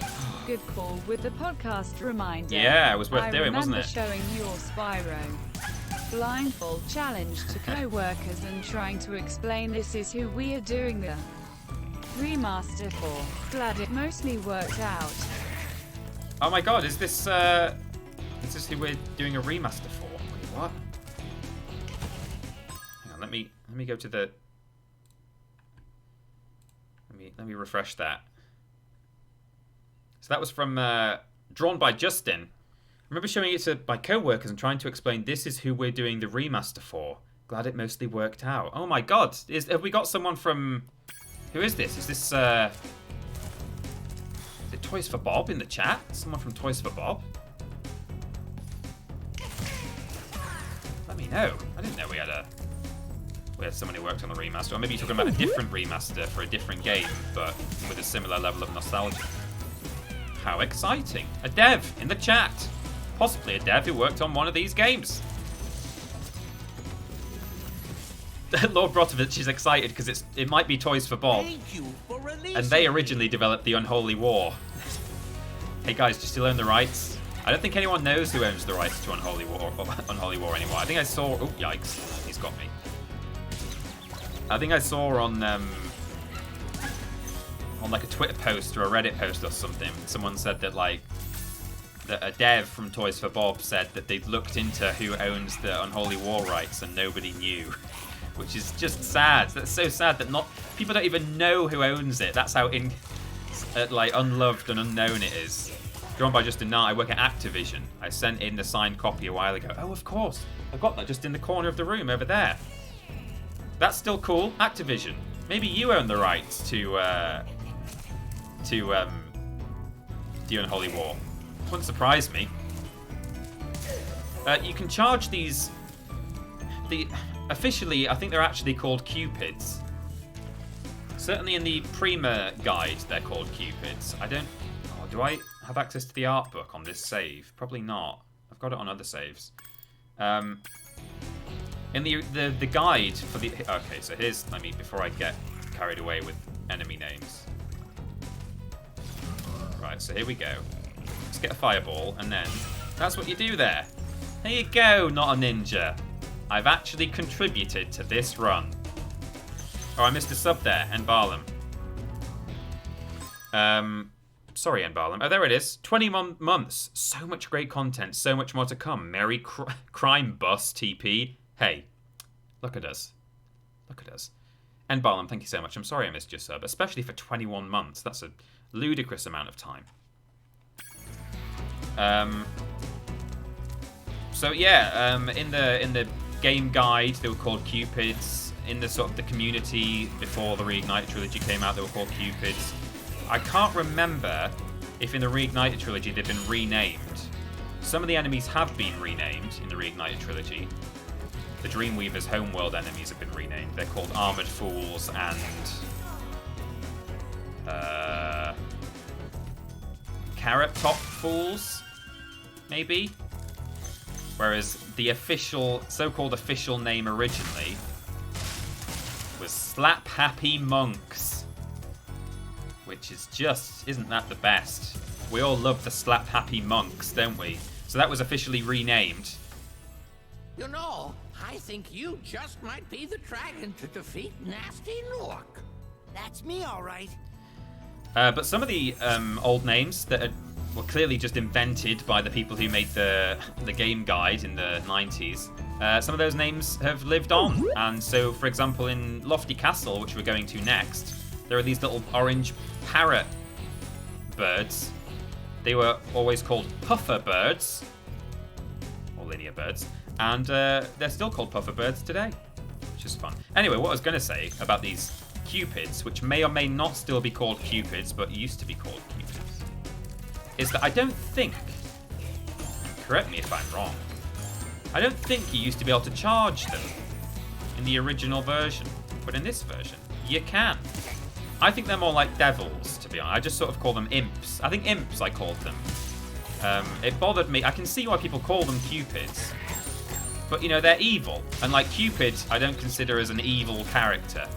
And I also consider there to be only one Cupid. Like, Cupid is the name of an individual rather than like a species of demon or pixie or whatever. So that's why I didn't like them being called Cupids. Just because they got bow and arrow doesn't mean they're Cupids. So I think I used to call them imps. But yeah, maybe they're still Cupids officially. I can't remember. I think of them as demon Cupids. I believe you could charge them in the original, says Not a Ninja. All right. I was fairly confident on that one, but I might be wrong. Oh yeah, this guy doesn't actually he doesn't alternate on his lantern. You actually have to charge it. Go and do it yourself. Yeah, they're kind of like demon cupids, I guess. But I think I didn't like the idea that there was more than one Cupid. Like, to me, Cupid is like an individual, so that's why I didn't really go for it. But hey, I don't lose any sleep over it. It's okay. And I think they're actually one of the, I think the so-called Cupids are one of the named. Actually, I've got my Spyro art book in the corner. I'm gonna have to look this up now. I'm gonna check. Gonna get my, they might not be listed in there, but they might be. Well, they will be. Their art will be there, but whether their names, I can't remember if they've all got names. Here it is.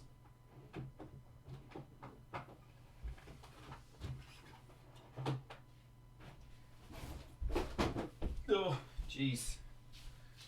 Okay, we're gonna do some investigative work. This is a beautiful book, by the way. It's enormous. Look at this thing. It's huge.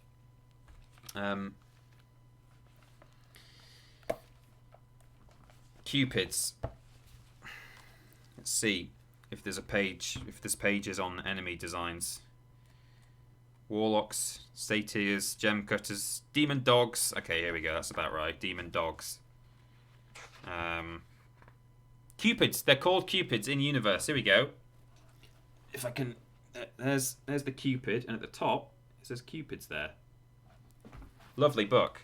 Let's try and find the fools.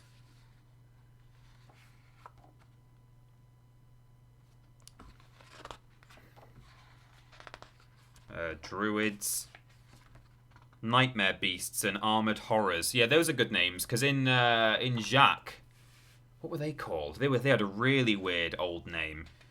Oh yeah, it doesn't have a name for individual fools, but yeah, there we go. This is just me looking down at my lap, not showing you the beautiful artwork, but let me just turn the page, show you what I was looking at before. I love this.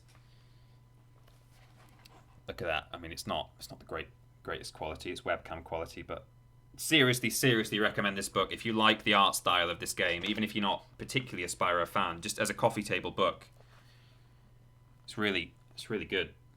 Some really nice stuff. It's got a portrait of pretty much every individual dragon, and sort of describes what the concept was behind them, and you know what it is that the artists imagine that they do within the dragon world, and you know, oh, this person's like a painter, and you know, it's good. Could go full screen TP. Of course, I should have done that, shouldn't I, Log Rotovich? Anyway, I was just trying to just finding out whether they're still called Cupids, because some of them have been renamed.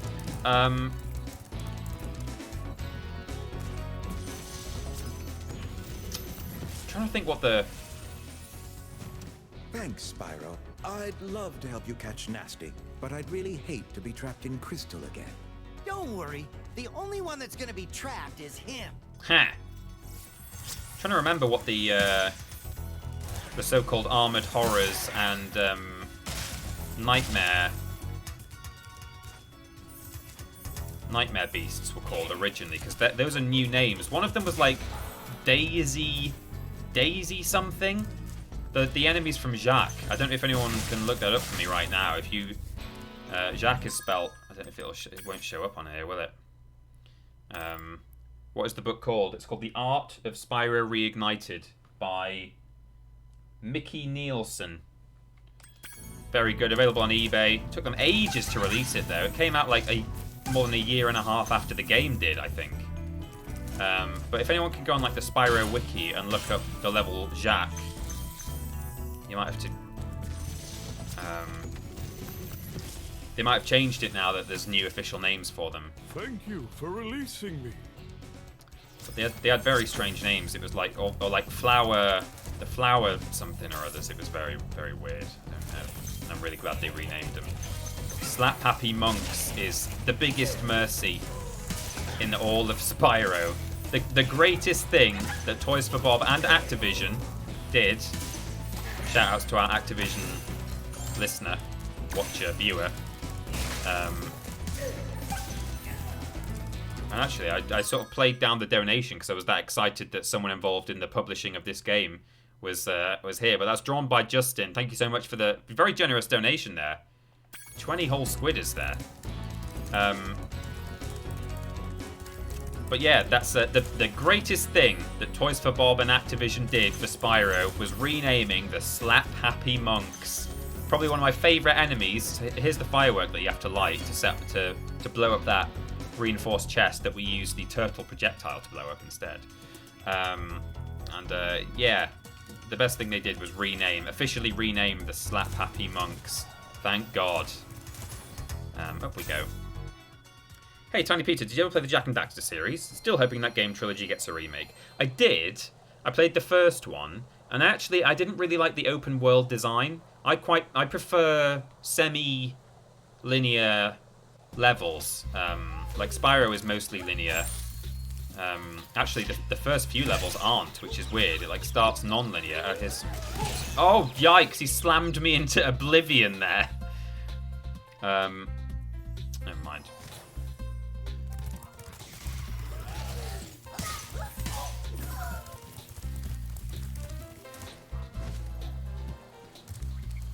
I can't remember what I was saying now. Oh yeah, Jak and Daxter. Yeah, it's weirdly like this game starts as a lot of the levels are open world, and then they start to become a bit more corridor-like. I don't know, actually. I guess a lot of them are a bit more open. Like it's not a Crash Bandicoot corridor. Right, Lofty Castle next. Classic Peter, hating on the things that I love, says Solo Quetzal. Yeah, that's me. Hey, there's nothing wrong with Jak and Daxter. I really appreciate, the directions that they were going and trying new things. It just wasn't for me, really. And to be fair, I've not tried the sequels, and maybe I would like those a lot more. I actually found the first game slightly harder than I would like. I'm not saying it was a hard game, but for what I want out of a mascotty third-person platformer, it was a little harder than I had hoped for. So these are the Puffer Birds, and that's their official in-universe name, and we are fine with it. I think that it's like pufferfish, like a blowfish, like a blowhard. Oh, here's an interesting thing. Can I charge? I can't remember. No, you can't charge the balloons, so we're not going to be able to defeat those guys, which is fine. Good. So, Lofty Castle. In Lofty Castle, there's yet another unique level mechanic or objective. They're actually, when you think about it, the levels in Spyro 1 do have like a lot of unique features about them, and not just in terms of like the aesthetic design or the enemy design. Like this one, you have to like free fairies so that they can activate whirlwinds for you. And mercifully, again, you can charge the cages so you don't have to flame them, otherwise we'd be in big trouble here. Got to do a bit of tricky, not tricky gliding, but just not the usual glides that you would do to do some of this. But you can supercharge the big guys. That's right, actually. Yeah, I have supercharged 1 or 2, and I guess you could maybe supercharge almost all of them. But I'll probably just supercharge 1 of them just to prove a point. Fairies are always on your side, Spyro. Ah. Dreamweavers, of course, are in charge of the dreams of the dragons, and so they're sort of nighttime themed. They're in their pajamas and stuff. The more I charge these cupids, the more I feel sure that you couldn't charge them originally, but I honestly don't know. I'm more inclined to believe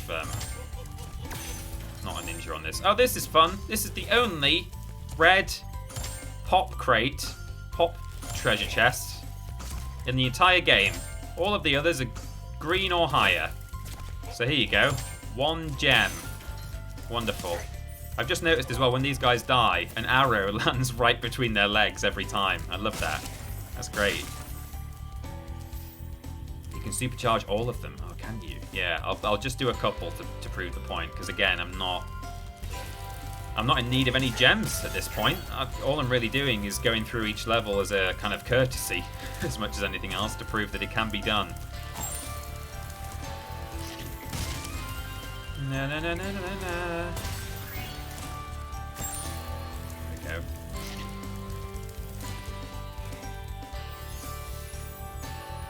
There are 2 spinny chests that I think are impossible, but everything else can be done. Yeah, there's definitely some spinny chests you can get.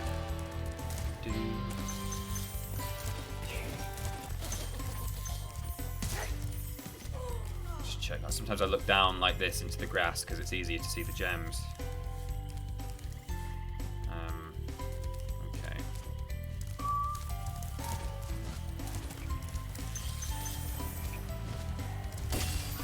Feed.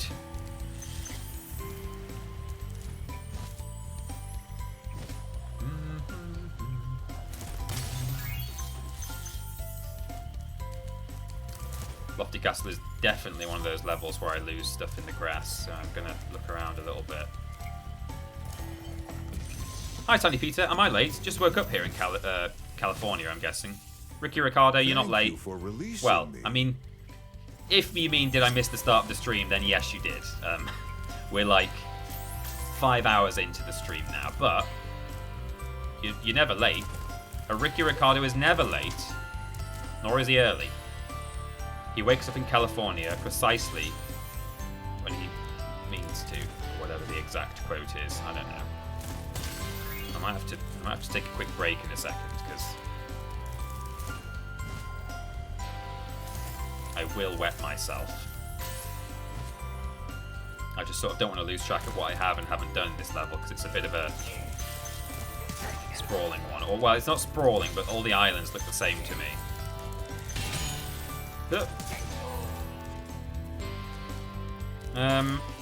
Yeah, I think I'm gonna have to just head off for just a moment.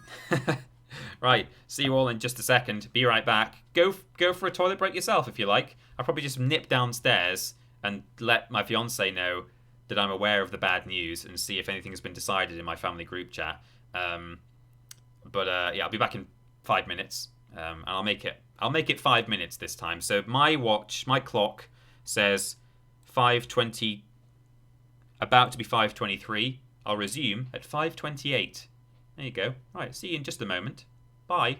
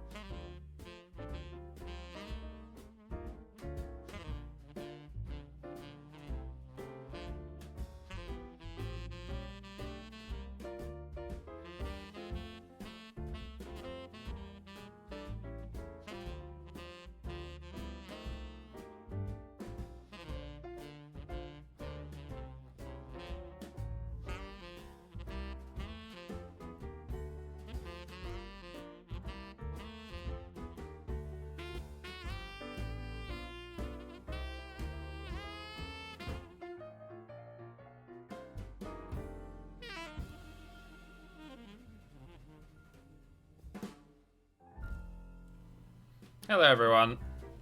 I've returned. We were on a bit of got into some logistical discussions. Kind of unavoidable really, isn't it? It's a bit of a bombshell in the UK right now. Gonna help ourselves. Just nip down to say, now I've heard the news, but you know, we'll talk about it later. And then we kind of just both started thinking, oh well, yeah, we'll have to like cancel this and not do this now, and get in touch with those people, and yeah. So anyway, let's try and live in a charming fairy fantasy world just for a little while. There we go, 3 fairies. So we're back in the Dreamweaver's world. Hello, everybody in the chat. Hello.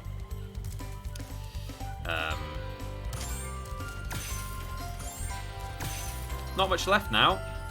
We've got, let's see, 1 regular level left in Dreamweavers, 1 flight level which we can't access, and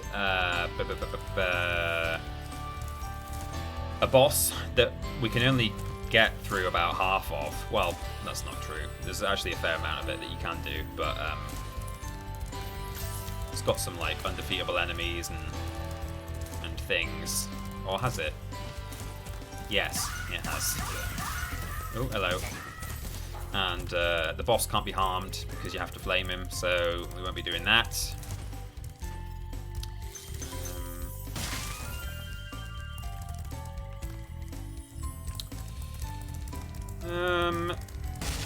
And then we're onto Nasty's world, which just has 2 levels, and then we get to go and confront the Nork himself.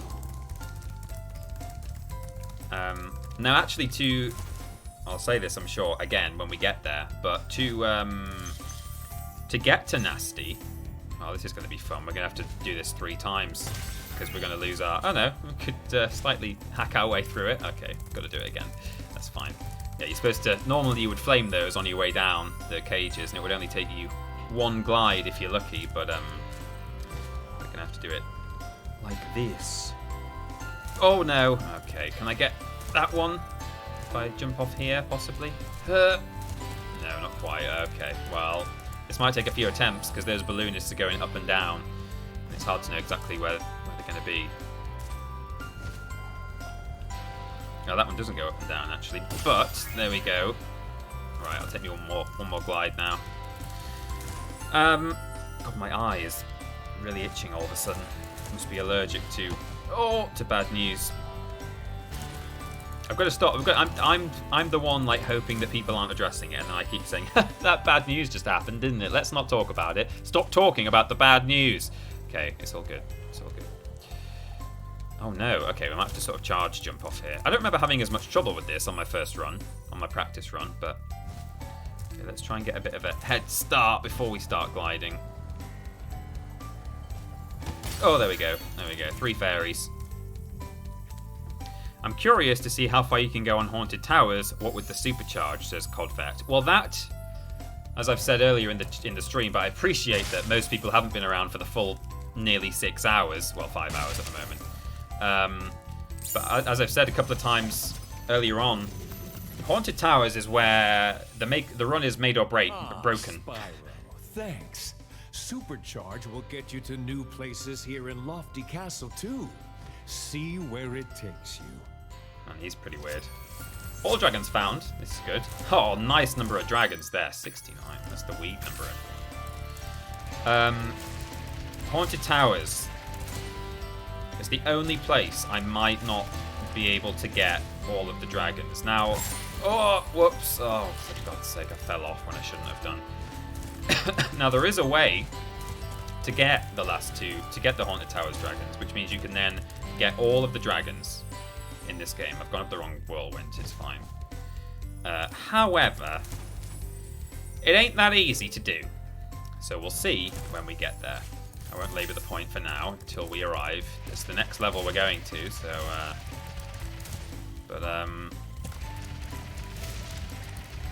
right. Glide, there we go. A lot of gems in that one, wow. Hit those guys, get some butterflies. We've got the key for the chest, which is down here somewhere. Down there. You could supercharge that, I guess, if you found a good route. I don't know if there is a route, but I assume there probably is. It's fairly open-ended, this level.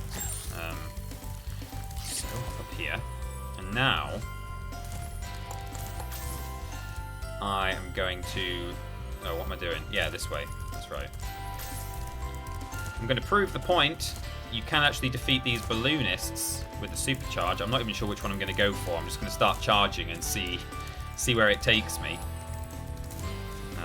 To quote the dragon, actually. And hopefully there'll be at least one that we can hit, just to kind of prove to you that it can be done. But we've got all the gems we need at this point, so why worry about it? Let's see how we do. So hop, and then there we go. We got one. 2 gems. So if you like routed yourself properly all over the place, you would be able to apparently get all of them. A couple of spinny chests that are apparently near impossible to get. I've not tried to 100%. Well, I wonder how many I got. I wasn't going full. I got 330 when I tried this. Oh, and I got 357 this time. Wow, I've really like done some PBs in this run. So where's the exit? I get so mixed up in Lofty Castle. All these islands look the same to me. This way, that's right. Oh, there's 2 back there, yeah. Are you saying that you're gonna do them all? No, I'm not going to do them all. That's exactly what I'm not going to do. Oh, interestingly, is it over there? Yeah. If you're trying to get your skill points, I don't even know where it is. It's around here, isn't it? This tree stump here, if you flame it, which we're not going to do, that's a skill point or a...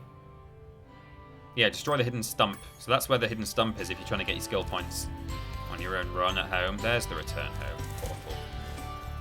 Oh, hang on. No, I've done it wrong. Oh, for goodness sake. Yeah, okay. Yeah, that's right. I went all the way around already, and now I've gone back on myself. I always get a bit lost here. Always. Just looks very similar on the outskirts, I think. Up here. That's right. You can supercharge the stump, says Not a Ninja. Oh my god, what is the route there?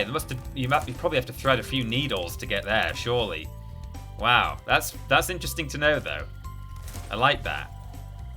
So you went for as many skill points as you could as well, right? That's cool, you can supercharge the stump. I like that. That's interesting. 106% isn't... we'll accept 105% TP, says Millsderp. Okay, yeah. Righto. Doo-doo. Look how happy these mushrooms are to see you.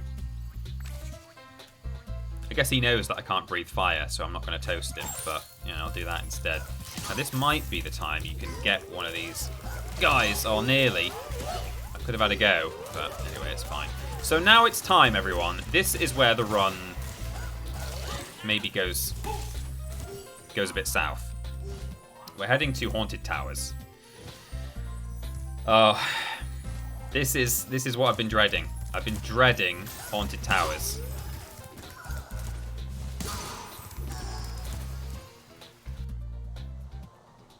Can I do this live on the internet? I doubt it. There's a couple of gems you missed in the homeworld. I just saw them. Oh, really? Oh. It's easily done in that long grass. Again, I'm not too worried at this point. Not in terms of the live stream. I think it would be interesting if people started like running this and seeing what the max was that you could get. Coming up with tricks together, everyone conferring and bringing their own ideas to the table. So, this is Haunted Towers. There's a door here. You can smash through that. It's made of wood. You can charge it. There are these wizards here who animate these piles of armor, you see. So, they come to life. They're big, so you can't charge them. And they're metal, so you can't flame them. right?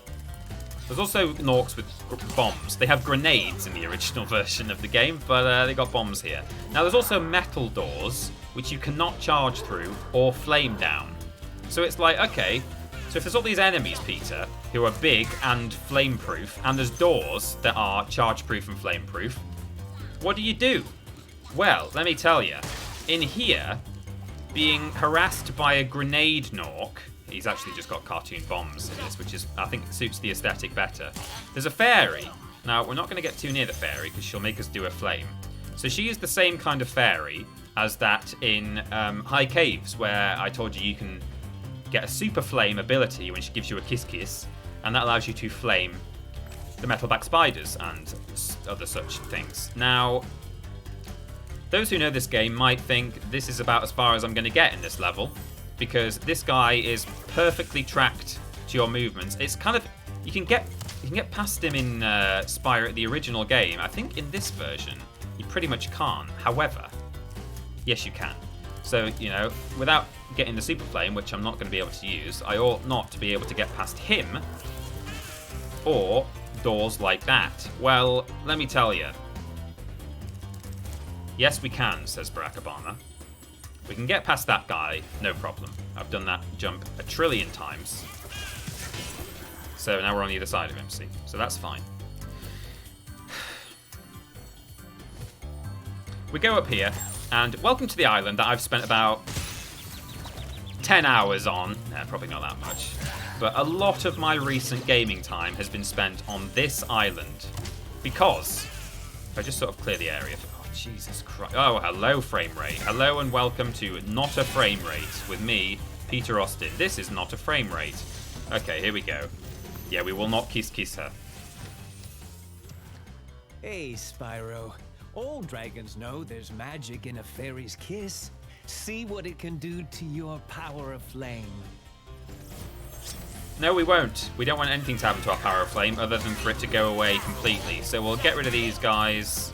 There's a bit of treasure over here. We've got to try not to get a kiss from the fairy because she'll do an auto flame. I mean, again, it's fortunately one of those inconsequential flames. So if she does make us do one, then whatever. But I'll try not to do it. Part of the skill of this run.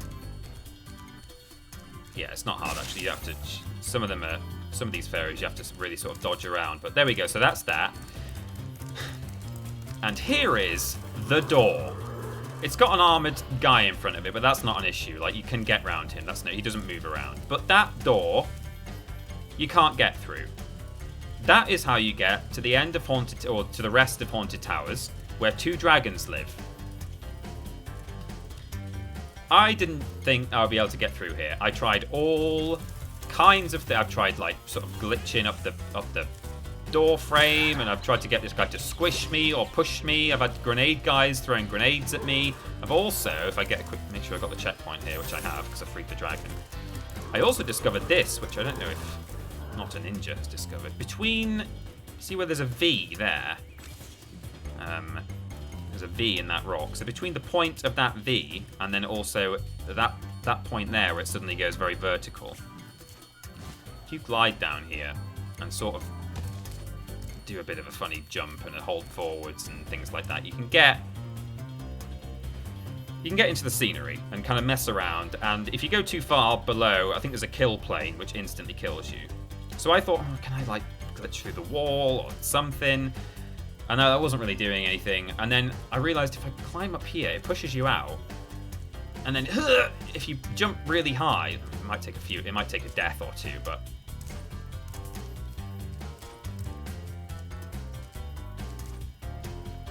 try and do it. This doesn't go anywhere, by the way. I'm just showing you the things I tried. Hello? Why can't I do this anymore? Hello? Oh no, I'm gonna die. I'll have one more try to show you. You can kind of get up onto the side of the castle wall in a weird way, and I was hoping there might be some kind of use for this. So it's quite a narrow place that you can actually land. It's between that V and that vertical bit there. And you have to push forwards and maybe mash the jump button a bit, and it's very dodgy, and it really tries to push you out as you walk up here. And you've got to wait till it has almost pushed you all the way out, and then why can't I do this anymore? It's because the cameras are rolling. There we go. So then you can get him to settle up there. There we go. So then you can get all the way up here. And I thought, oh man, I'm really close. Look how close I am to getting up there. Or even over there, which would also be useful if we could get over there.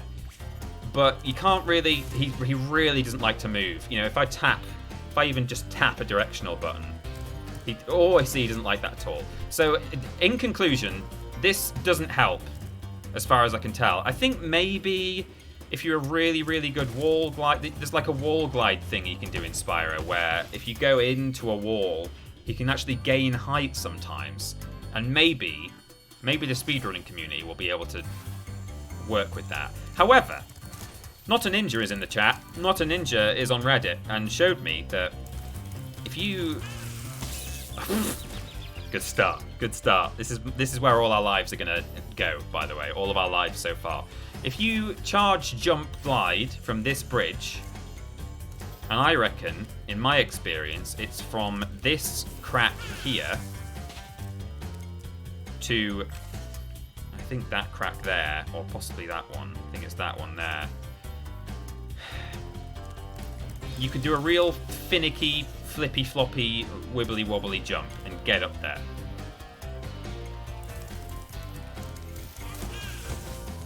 Now, in my experience, it has always taken me about an hour to do this. However, maybe it just means that the game has to be running for over an hour, which it certainly has been doing here. Out of interest, Not a Ninja, is this how you do it? Am I roughly doing what you do, or have you got a different method? So this is where we're probably going to set ourselves a timer, or a limit on how many attempts we have. And if we get to the point that I can no longer do it, or I can't do it live, I'll show you the multiple captured clips I've got on my PS5 of me doing it over and over and over again, correctly, without issue. I don't back up that far, but the way you're trying to line yourself up is what I did. Yeah, I mean, yeah, you don't actually have... I've done it, when I've like got the hang of it, I've done it from here before. So yeah, you're right, you don't have to back up that far. But it feels like it's kind of going to be doable, but it quite often feels like it's doable. I would really like to do this live and not have to resort to either not getting all the dragons or cheater-austining my way up there. It feels like it's sort of doing it to charge off the edge a bit more. So if it comes to it, whoops, that wasn't even a good one. I will show you footage of it being done. I only have to do it once is the good thing. I don't have to be able to do it over and over again. I have to just maybe fluke it one time. It's so close. It feels so close. Oh. I have felt pretty calm and pretty chill, and I've just enjoyed myself for this whole run. But now I've got like actual butterflies. I've got like a little bit of adrenaline running right now, trying to get them, getting a bit prickly and a bit. Looks like you need to aim for the very corner. It always looks like I'm clipping into the floor whenever I manage to do it. Yeah, me too, Not a Ninja. He goes down into the floor and then he sort of comes out again. Tidal for Danny says it looks like you need to aim for the very corner. I don't think so. And it's a bit counterintuitive. You'd think that like maybe you should jump from here, like the crest of the bridge. But there's a balance you have to find between having enough height but also being close enough to the thing. In my experience, when I've done it time and time again correctly, you know, without any issue, I've jumped essentially from this crack here to that crack there. Spyro has a bit of sort of coyote hang time in this game, and I can't even work out whether like I should be running off the edge a bit like that. Maybe I should. And sometimes this wizard misses you a lot, and sometimes he hits you a lot. I've not got any health left now, actually. What I might do is just make sure I grab some health over here, which is going to spawn in front of me. Because I would hate to get up there and for him to zap me. That would really suck. If he killed me when if I made it.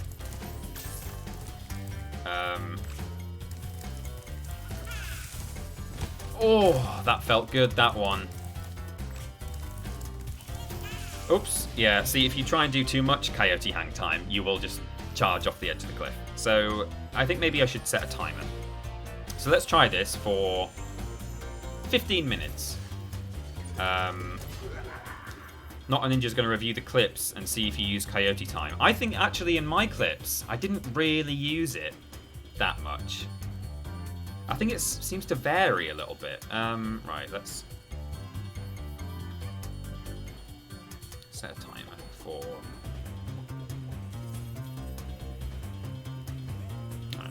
15 minutes. Or let's try 10 minutes first and then see how we feel after 10 minutes. So I'm going to try this for 10 minutes. It sucks that I even have to say that. I'm going to try this for 10 minutes and see if it works. He feels pretty... I feel like he's jumping high enough. It almost feels like it does after that click moment that you just get with this jump.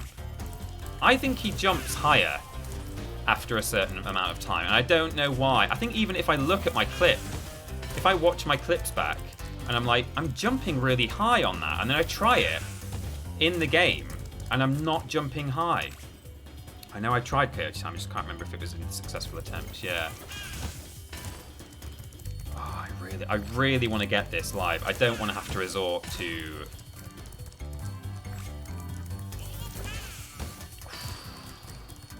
You have to glide really late as well, I think. In my experience. And I think maybe it also helps to have a bit of direction, to be turning left as you hit glide when you get there. Is it possible to climb atop one of the suits of armor as it comes to life?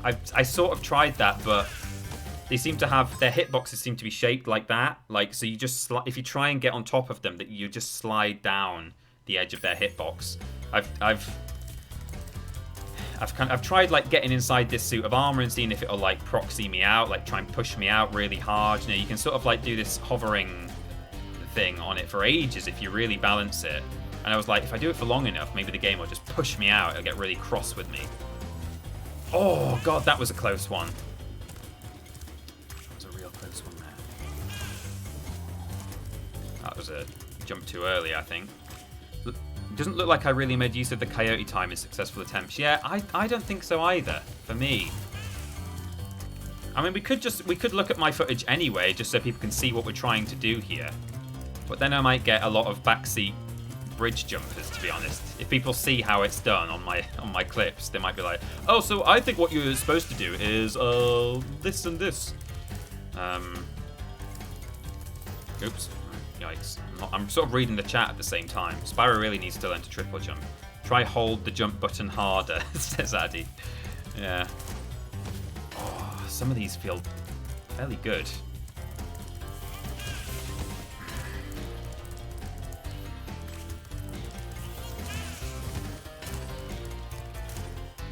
I'll be really disappointed if I don't manage this. Oops. That wizard's making me really nervous as well.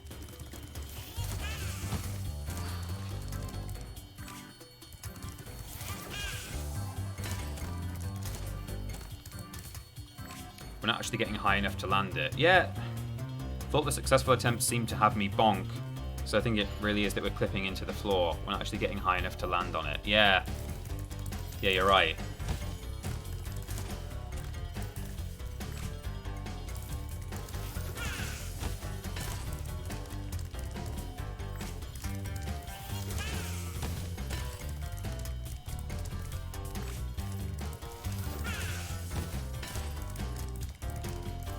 The reset is pretty good though. You know, you can really do a lot of attempts. Have a timeout halfway through and watch the clips? Yeah, okay, sure. Probably, you know, it's good to do that, to have a little rest with things like this. Otherwise you just... It's literally it's banging your head against a brick wall, isn't it? That's kind of what we'll be doing here.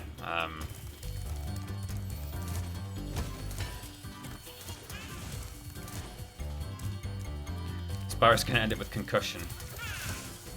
Oops, that's not good. That's not a good one. I thought of doing a doppelsprung, but that stops his momentum. Well, you can't do that in this game.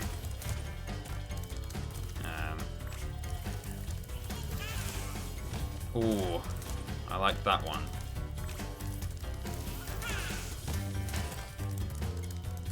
I think I'm close-ish, but... Yeah. TP, I need TP say that I love your Mary Podidio song. I've listened to quite a many times. Ah, thank you. Now, it's wonderful.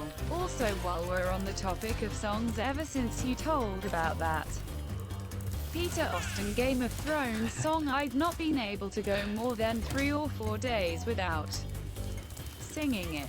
Yeah. I feel like I'm getting some good height here. But it might not be a question of height, it might be more a case of how you're angled, you know?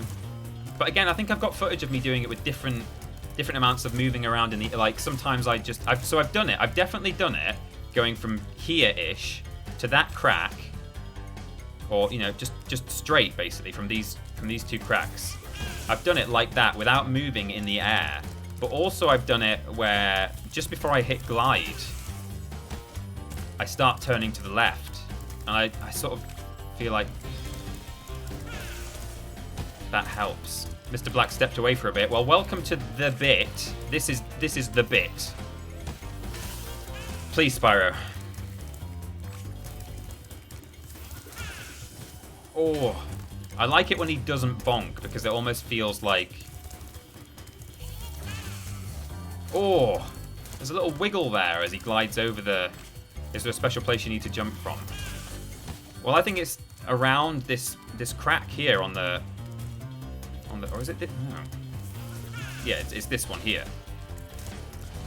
I do honestly think there's an element of, like, for some reason, once you've tried it enough times, the game just genuinely, literally just starts accepting you and letting you do it.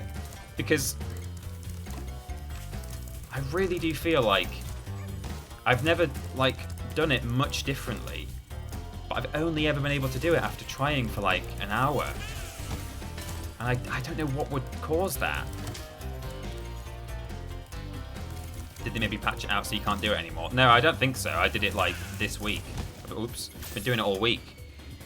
Right, so we'll have a break from trying it. And what I'll do is I'll show you a clip. This is my most recent one. This isn't a very good one. I only managed it a couple of times here, but I think it's on like the next attempt or the one after this. Okay, so this is it. It's coming up now. He goes through the floor, and I jump off because I'm just doing practice here. But normally you would ride that whirlwind all the way up. I think that might. So I think that's an isolated clip. That's where I've just fluked it once. But if I go to my media gallery, I meant to actually trim these down before the stream so that we could look at some better ones. This looks like a good one. So there I get it. And I jump down. I think I'm flaming here because I'm practicing, don't worry. It's fine. I keep getting stuck in the whirlwind as well because I'm trying to be clever. So I take this guy down. And then I think in this clip I just keep oh no, maybe not. I've got different clips where sometimes I just do it again and again and again and again, and I just nail it. There, going through. Looks like you jumped right after the crack. See, this is what I was worried about. See, sometimes you can... On there, I was definitely on the crack. And I kind of feel like the jump is different. Like, the jump height. Let's just go back to sort of the middle of this clip. So look how high he jumps here. He really... He jumps up and he's facing downwards. Which you get... I think you only get the downward-facing jump like that when you've run off the edge of a cliff. Look at that, right? So if I now go back. Try and remember the arc of that jump. And now if I don't think he jumps as high. I just don't think he jumps as high.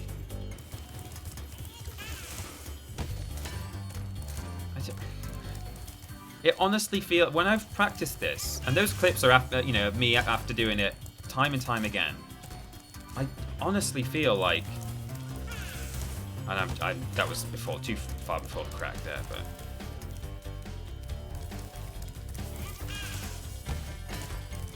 but I do feel like just after a while they'll just start jumping higher. Ricky Ricardo wants to know what the point of getting up there is. So the normally you go through this door here, which we can't do because we don't have super fire.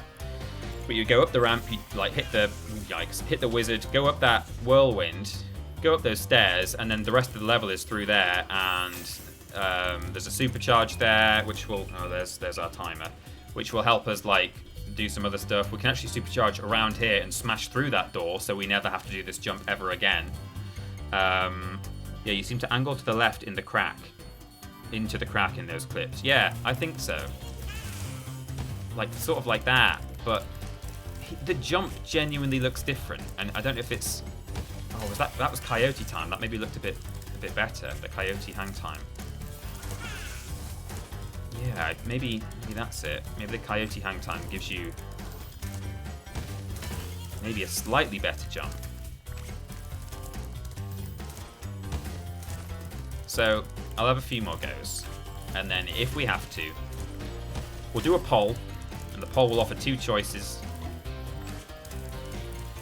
The choices will be maintain the fact that I've not flamed anything, certainly in so much as to actually allow me to progress. I know we're sort of joking about the two accidental flames, but you know I flamed the air, nothing happened. So in terms of fire breath allowing me to progress through the game, it has had no effect whatsoever to get us here. We have not flamed our way to this point at all. So the options will be maintain that and don't worry about the dragons, and we'll just finish. The point is just to get to Nasty North like Jack Sparrow and flame him, and that's the point of this run. That's one option. Or alternatively, people who want to see me get all 80 dragons on what is essentially a flameless run, because you know that this jump is possible without flaming. We can take the jump as red, and what I will do is I'll just go and get a fairy kiss, and I'll knock the door down. But we're just sort of, you know, the integrity of the run stands in so much as you can get up here without flaming, but it might just take me 12 more hours, you know. So those will be the options. I'm going to give myself 15 more tries. 1,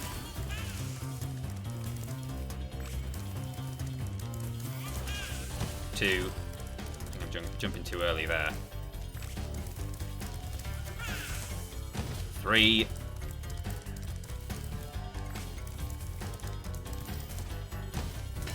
4.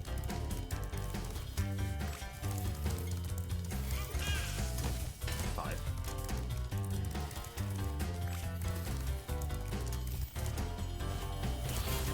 6.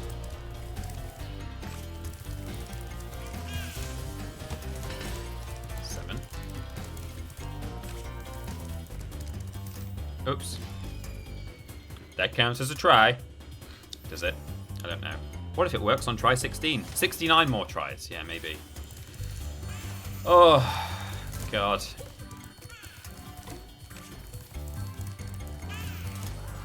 Eight.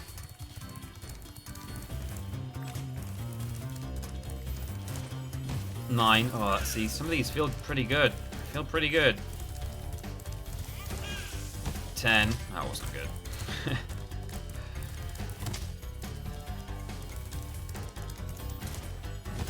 11.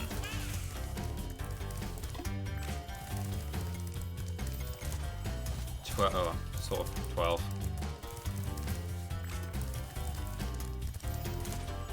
13. 2 more tries. 14. Final try, everyone. This is it. We're going to do it. 15. Right, okay. Right, if I could have a poll, please, mods. The options are... if you have enough characters, flame the door, 80 dragons is one option. Or no flame, 78 dragons. Door is locked by fire usage and true. Yeah. Sorry for those who have just tuned in and don't know why I'm literally banging my head against a brick wall. I'm going to keep trying while the poll is on. What should TP do? Current poll. Keep the flameless run, burn door for 80 dragons. Thank you, mods. Oh, I'll show the clips again, Lucy B, when I'm done. I'll just wait and see what the... especially if we're going to flame the door, I will show the clips.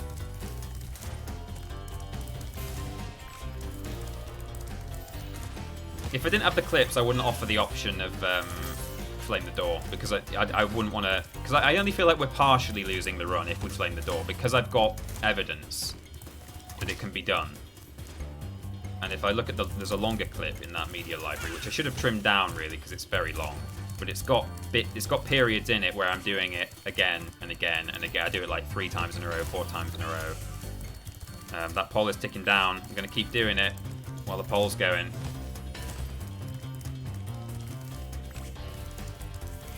Oops, that was a bad one.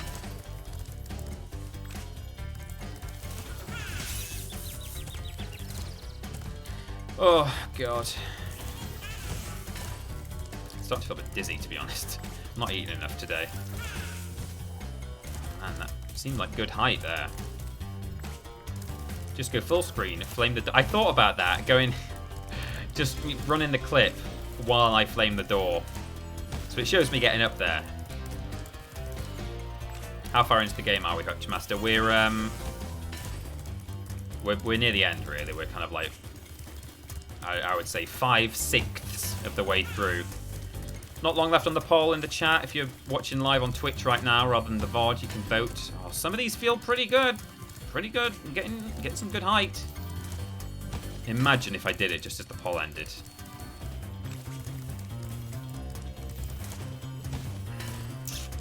It's so annoying knowing that there've been times in practice where I've not been able to do it. I've got to the point where I can't not make the jump.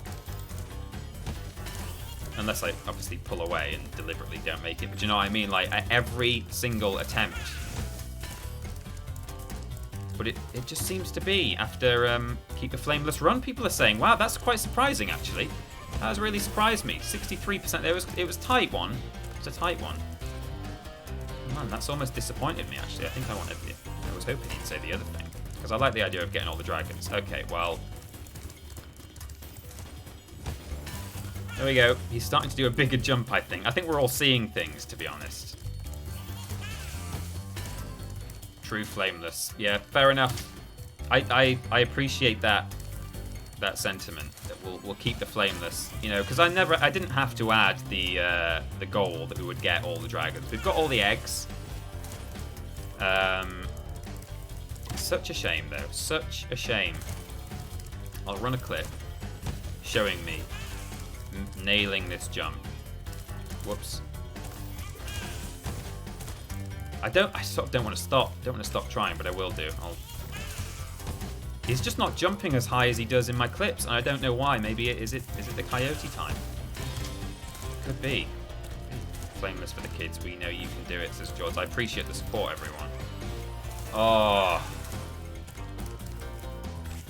Those ones where he doesn't...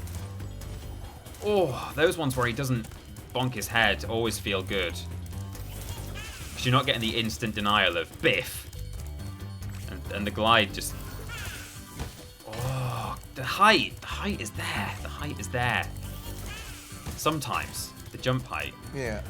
TP, given all that's gone down with Cyberpunk, are you still looking forward to getting through all of it, or you like nope him out?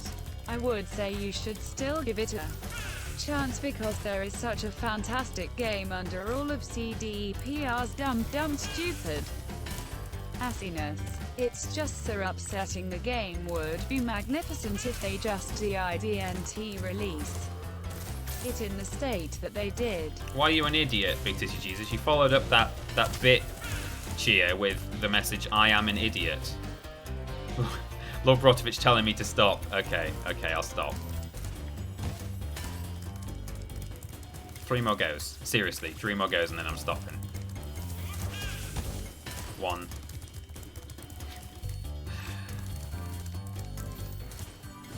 Oh my god, what was that? Could that have been it?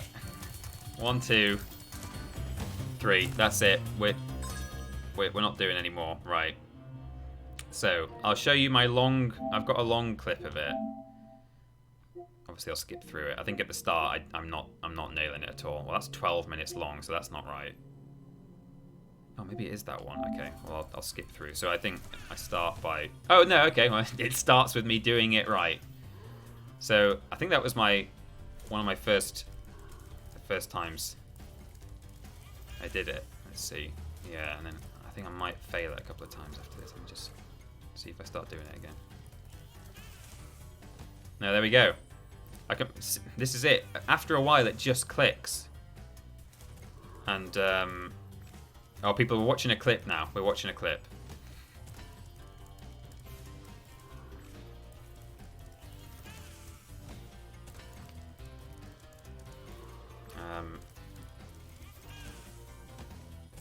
Yeah, some of this isn't good, but, and then I died.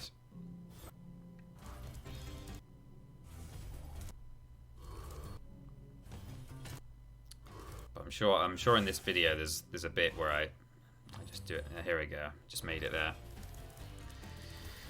Oh.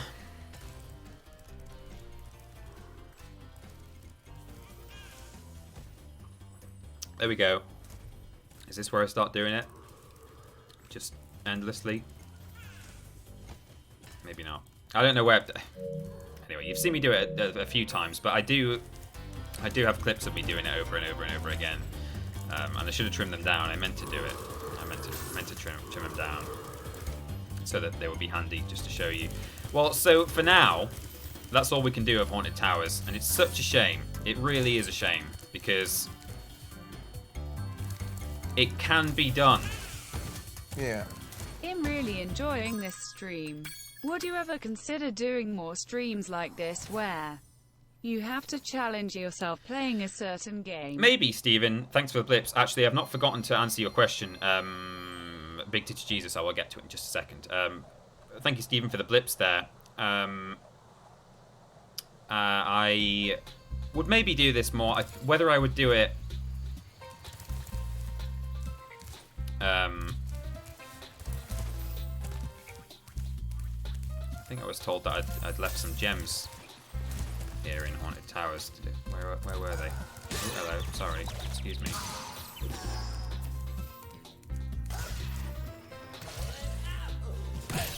Oh. I don't know. I would maybe do more of this. I like the idea of playing games with like certain constraints, but whether I would do them... Go back to the Haunted Towers portal. Where have I missed? I can't believe I've missed these. What am I? Oh yeah, they're around the side, aren't they? I always forget about these. There we go. Thank you. Yeah, I like the idea of maybe playing some more stuff with like certain constraints, but I mean, doing them in this way, like doing them all in one go. I wanted to do this, and this I've enjoyed this, but it's a real marathon. You know, it's an endurance event. It feels like. I mean, I say that, and Adam Pacitti, there's a red gem there. Adam Pacitti's literally streamed for like 24 hours inside a room full of horse dung and stuff like that. So it's not quite the endurance when you compare it to other stuff. But so I would, but I wouldn't do them like this very frequently. I would do them now and then as little one-off specials. We'll head into Jacques. Yeah, not a ninja. I was thinking that maybe after beating Nasty Nork, maybe just at the end of the stream, we'll head back to Haunted Towers and just see if we can do that jump. You know, we'll do a few more. A few more attempts, but it's so frustrating. So these guys with the armor, you can charge. These lady ones in the dresses, you cannot. They are big. you are supposed to flame them. This level is based fairly heavily on the clock fools, these guys. So you hit them and they raise platforms for you.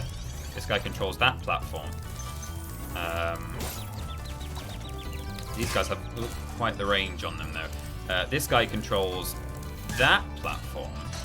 So the observant ones might wonder what the middle fool controls that we just run past. Please don't hurt me. I just want to... Oh, please, no.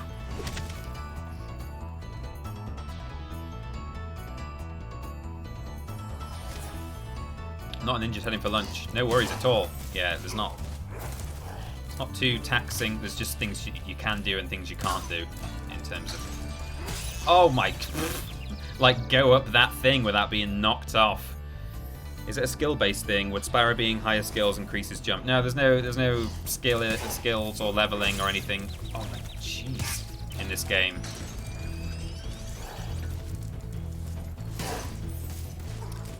So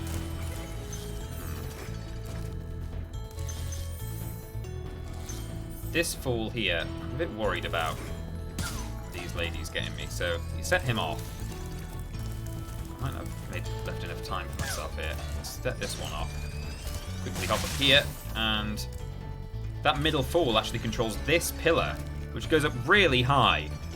And it's not that obvious that's what he controls, but it's the only way over there to get that dragon. So normally, if you're new to this game, you'll come down to this island. This thing will be up in the air. You'll be down on the floor.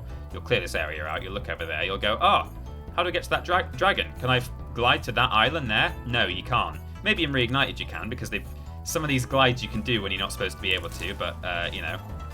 But what you're supposed to do is get those two fools and rush your way over so that you can do that. And hop on the pillar so you get some nice height to glide across the chasm.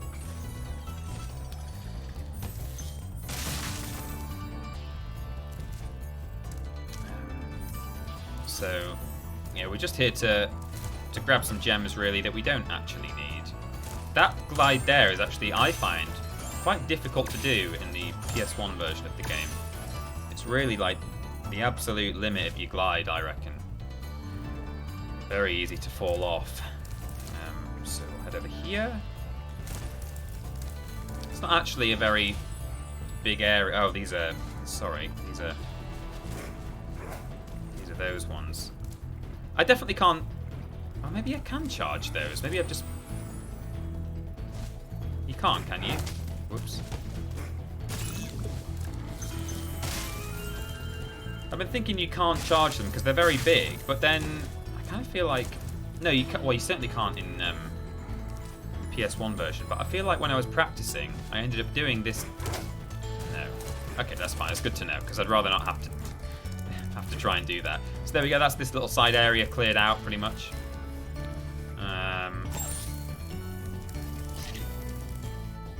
Dragon. Oh, yeah, Big Titty Jesus. Sorry. I forgot your question again. Thank you for releasing me, Spyro. Take care. Easily distracted.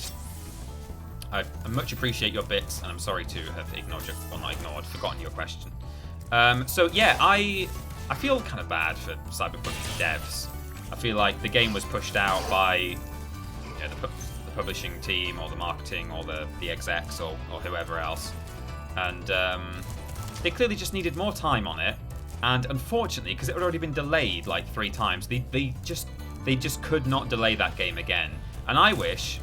Hello, what on earth is going on down there? And I wish that they delayed it, but preferably just, you know, without, you know, so one of the earlier delays that they announced, they should have just set that to be delayed until like 2021, rather than do several little delays. Because of that, yikes, that's scary. Because they did lots of little delays, it kind of meant that, Jesus, it kind of meant that you couldn't really then get away with doing another delay at this point, or people would have been really mad. So because they'd done it little and often, it meant that they couldn't get the time that they wanted. What they should have done, like last year, is said, hey, sorry, we're gonna need like ages more. We're gonna need loads more time. Sorry. And you know, it would have been gutting. Like people would have been like really sad, but they would have got over it, I think, from just like, because it's still one delay, and you kind of just go, okay, I guess it's delayed then. What a shame. But yeah, so I feel, God's sake, I feel really sorry for the devs, because it's not their fault, and they did what they could. In answer to your question, though, I was wanting to play the game this year so that it, in case it factored into our Game of the Year discussion that we're going to be doing in January when we come back. And I'm still going to play it, but now it's actually made it easier for me because I don't think I'm going to be putting that game in one of my top 5 games of the year. Even if it's really good, I just don't think I can justify based on the experience that other people have had. I'm just not going to do it. So therefore, I don't feel like there's any rush now for me to play it in December. Although it sounds like I might have more time to do so than I thought. You know, that's kind of what I'm thinking. I'm pleased that a lot of people are saying it's good. I'm still going to play it. I'm still essentially looking forward to it. But I'm now feeling like I'm in less of a hurry and there's less pressure for me to play it ASAP so that it can be in our discussions.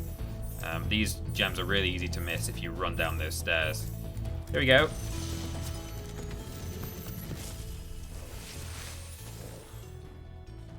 Any advice before this battle? Advice? A wise dragon once told me aim high in life, but watch out for flying boxes. Huh? Jack throws flying boxes at you. They're presents. Merry Christmas, everyone. Now, you can't hit that fella. You can't punch him with your charge. So this is where Jack ends. And we can't get to the level exit because it's up there, and it entails, you know, flaming him. So here we are. That's the end of Jack. Which means we're finally going to Nasty Nork's world. Wow, I've still got my Christmas tree crisps. Crispmas tree, as someone else said earlier on, actually. In fact, I think that I missed a Matt G 93 subscription. Next challenge, crash one without spinning. Yeah, that's been suggested earlier on in the stream, and yeah, it could be fun. I'll have to see how viable it is. Steven Scodes as well gave 100 blips earlier. I've been very distracted this past hour. I'm really enjoying this stream. Would you ever consider... Oh yeah, I answered that one. Okay, good. Spyro. Stop sneeze firing. Well done, Spyro. I hope you know what lies in store for you. Nasty's world is not the friendliest place you'll ever fire. You ready to go? Not the friendliest place you'd ever fire. You ready to go? Go back to Haunted Towers portal.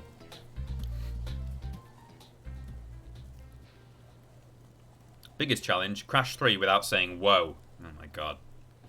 Real tough. Gnasty Gnork's Gna world. That's it. Oh. Look at that though, 7,869. Nice.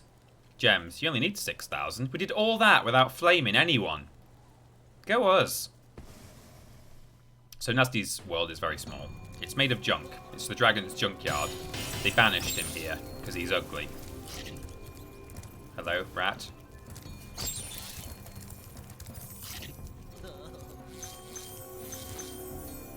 Needle lift? No, thank you. Needle lift? No. No! Oh, for God's sake. Okay, good.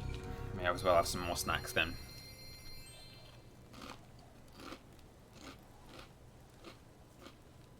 Yeah. I meant to submit this for the podcast, but I was thinking about great games that I enjoyed.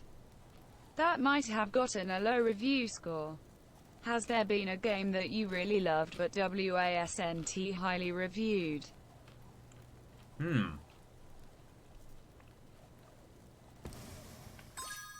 feel like there have been... I don't normally fast travel in this game, but because I just screwed up, I'm just going to do it. I feel like there have been games that I really loved that weren't well reviewed, but I'm trying to think which ones. I'm not sure how Hogs of War was actually received, critically speaking.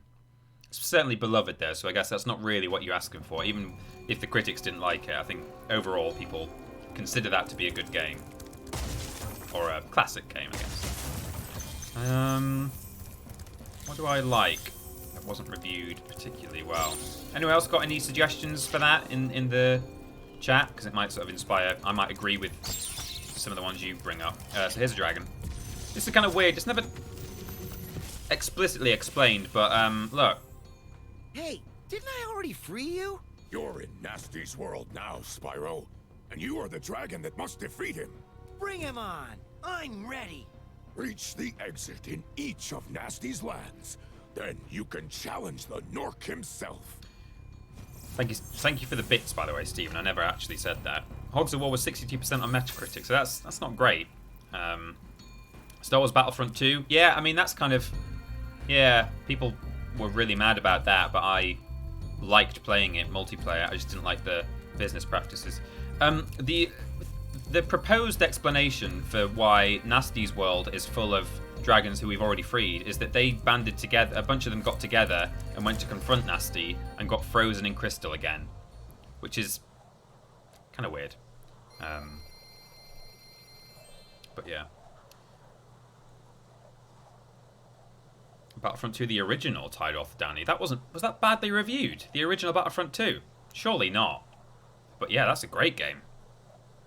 For my recent pick is Bugsnax. Really fun, but it's only got 70s on Metacritic. Well, that's not too bad. I wouldn't say that's negatively reviewed. It's generally positive, but yeah, it's not, you know. Maybe it's not what maybe you... Jesus. Maybe you think it's like a lot higher than 70 is kind of the point. So this level is based around barrels. There's metal ones, which are very useful because when they explode, you know, they have the same effect that a charge or a flame or, you know, a firework would. They're a very powerful explosion, so you can defeat big enemies like this guy, whereas normally you'd have to flame him. You can flame them to death, but obviously I can't. This is one of the best music soundtracks in the game, I think, by the way, music tracks. This thing, again, there's TNT here, and ideally you're supposed to flame it to set it off, but what you can do is just do that. It still works. But it means we're gonna, you know, really have to look after Sparks, the dragonfly, in this level. Fortunately, there are actually quite a few rats. There is a weird, I know it's in the PS1 version actually, you can do a crazy flip. You can get this guy to swing his TNT up in the air and he can launch you over this wall. Because actually, these levels are the only ones in the entire game where you actually have to reach the exit. If I pause and hit exit level, the next portal in Nasty's world won't have opened. You have to exit by the vortex, the return home vortex thing. So fortunately, you can actually reach the two exits in these levels without breathing fire. Because imagine if you couldn't. Imagine if there was a Haunted Towers doorway in one of them. You get all the way to the end of this thing, and I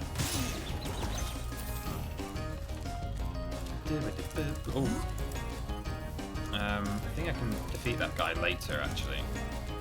I don't think I can charge into their TNT crates that are in their hand. And in any case, that only knocks off one block of health from them. So I would still need to do something else to him.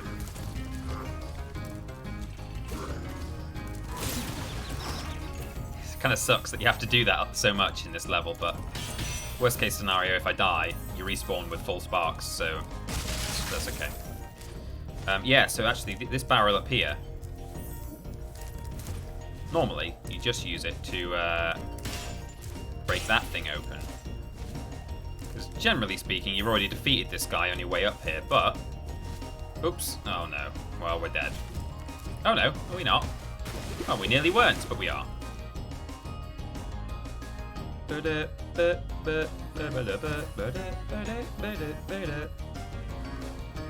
Oh, well, what? Oh, I didn't free the dragon yet. Okay, fine.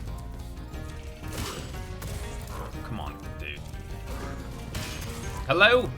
Hit it from here then. God.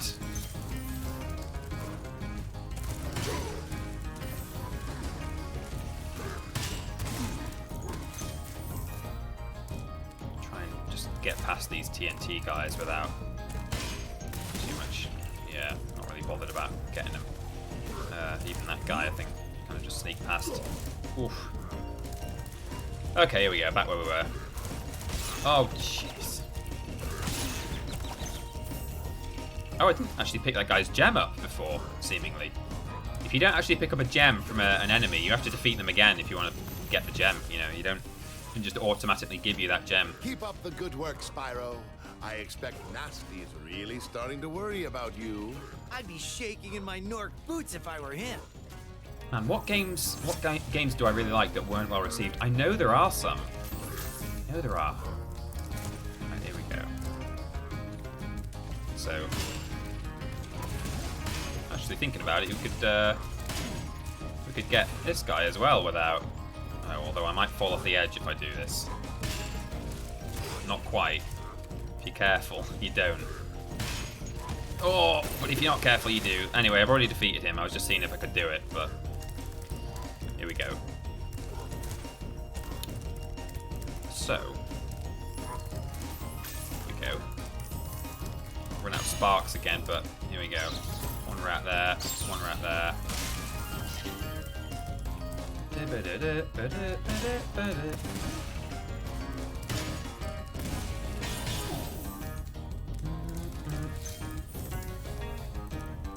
Gem in this corner, is there? No. Jeez, camera, please work with me here. Oh no, what am I doing?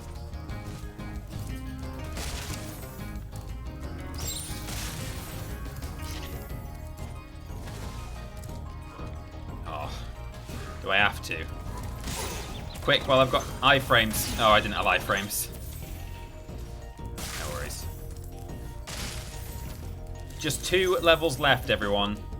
Well, one of them being Nasty himself. After this level, that's all there is. One regular level and then Nasty. Can I reach this guy? Yeah. It's a real mercy that you can use the barrels against these guys. Otherwise, man, it'll be pretty tricky. Yeah, so this is a bit of a funny one. You want to be on this side of the barrel, really. Otherwise, you're going to knock yourself off the edge. So you have to get in there if you want to do that damage abuse. Now, I don't have a rat. Oh, hello. Hey! Just what I needed. So this barrel is used, just in the normal game anyway. This isn't some sort of flameless exploit. This barrel is used to blow that up. That's how you would ordinarily do it. I'm just going to check, see if this rat has respawned, because that would be very nice. It's not. Okay, no problem. Because there's a real major damage abuse thing coming up here, and I don't want to... Oh, there is a rat in here, though, so if I can get through this room without taking damage, although I think this is quite tricky to do as well.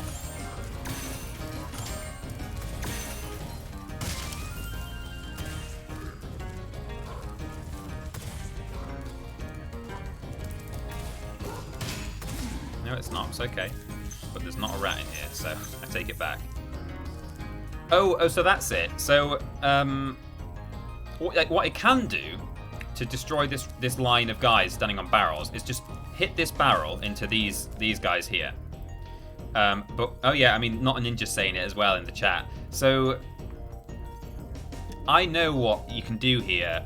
If you want to 100% this level, that one guy, you might be able to see him just around the corner. He's holding a TNT crate. See there, that guy on the left?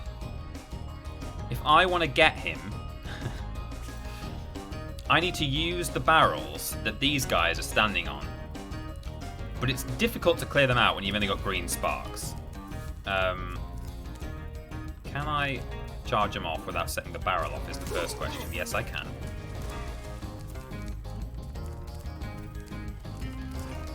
Oh no. Well, I think I've screwed it now. I don't think I can do the rest. I might have to have another go. So that's how you do one, but they take 2 hits, so I need to keep 2 of those barrels alive. So I'm going to have one more go at this. I'm not gonna, again, not gonna labor it too much.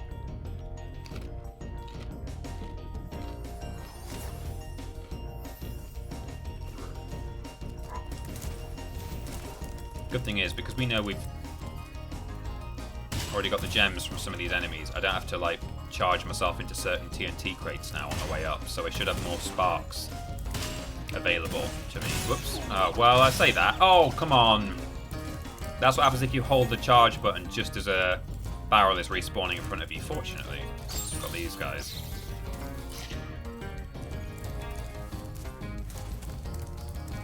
The way I did it was glide around these guys on the barrels, charge into the TNT the big guy's holding, then glide around the back and cause the chain reaction. Okay. Oh, the chain reaction gives him one damage, does it? Okay. I also didn't know that you can... What am I doing that for? I don't need to. I also wasn't sure if you can actually charge the TNTs the guys are holding. But I'll take your word for it. Could be another version difference, but... Because I feel like I would have tried that in my own run. Maybe I did. Maybe I did. Maybe you can. Rat. Please, please, rat. Please, please, please. There we go. Doo-doo. Oh, yikes. That could have been bad.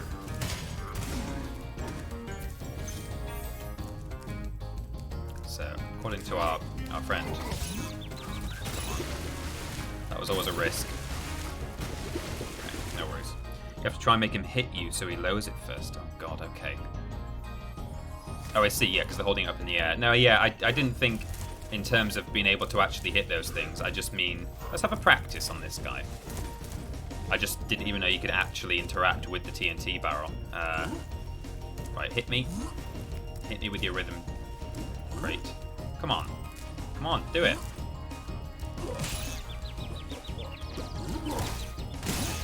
Okay. Okay. I'd be worried that that would set the chain reaction off, but I'll assume that it doesn't. I might just... I know, we're okay. I was going to say I might do a death abuse to reset all my health, but there should be 2 rats on the way back to where we're going. Here we go. 3 rats, actually. 2 here.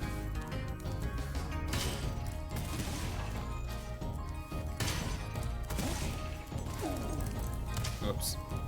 I might have to just let him hit me because I don't seem to be very good at dodging those guys, but...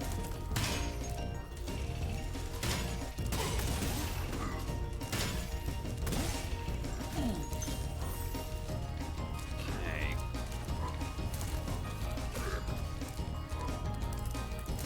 Oh, so that's a better view of what we're dealing with here, actually. 3 chaps on barrels, and then a guy holding a TNT. So the idea apparently is that we try and sneak around the TNT. What we're doing, just hit this guy. Sorry, sneak around the barrels.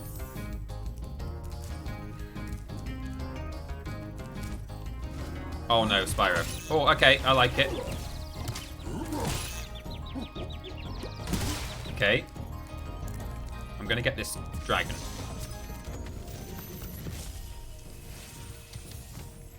Wow, I never thought I'd be rescued, especially by such a little dragon.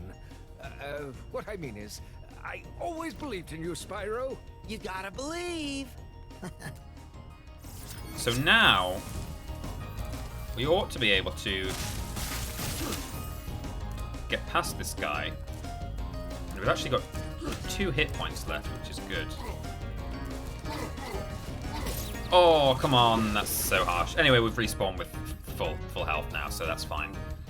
So we can actually very easily, relatively speaking, set the TNT off from this side without worrying about flipping around. Okay, I can't really do that without him getting me, but...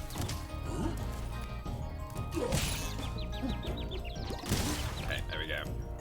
I'm now back on green sparks, but... I'm gonna try and do that first time without him. Yeah, you gotta believe. To try and make him try and blow up his TNT on my first hit. Come on. Right, what are we on? We're still on green sparks. I can't do it without being on green sparks, but that's fine. Right, he does a slap. Hey! This could be it. So now if we set off the chain reaction, allegedly, it will defeat that guy. Hey, hey! I love that. Thanks once again to Not a Ninja for that hint there. So that, I think, was the only enemy I wasn't able to defeat when I did. I could see that you could do it, to be fair. It's not that I wasn't able to do it, but I didn't dare do it. And actually, I thought you would have to do it with 2 barrels, 2 of the standing barrels there.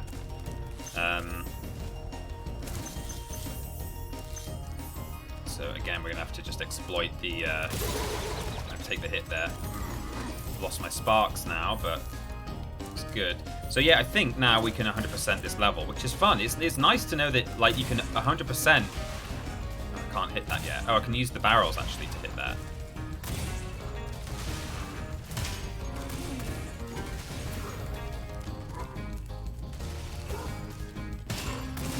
There we go. I can also use the barrels to blow up the locked chest. Who needs a key? Not me. Yeah, nice to think that you can 100% one of the levels in the final homeworld. You know, one of Nasty's levels can be done without breathing fire. It's kind of crazy. As far, I don't think I could get anywhere near doing Twilight Harbor. I don't know if Not a Ninja managed it. The method you were trying before might have also worked. I never occurred to knock the guys off the barrels. I think it would have worked. It's just that I didn't want to put the time into it, either on stream or even in practice. I thought it's doable. If I want to do it, it'll be doable. But if not, you know, don't worry about it. I've got some rats here, or 1 rat.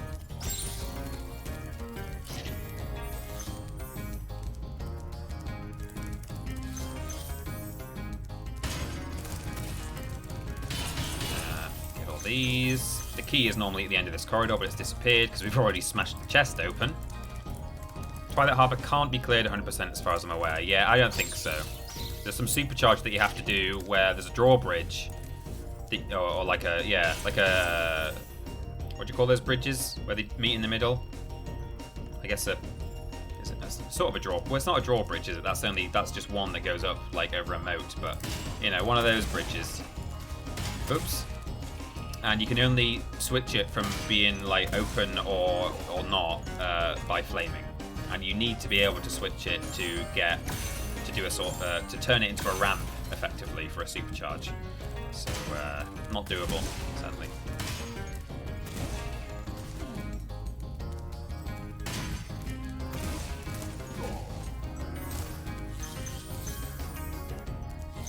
Have we done it? Oh, there's some stuff at the top, hopefully. A Fast and Furious ramp bridge, yeah. There we go! Level 100% complete. Return home. A bascule bridge, apparently. Huh. Never heard that before.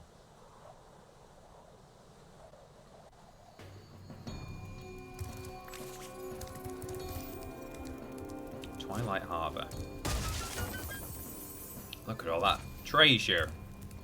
I have got all the outlying treasure here, haven't I? Other than the stuff that's inside the mouths. So, Twilight Harbor.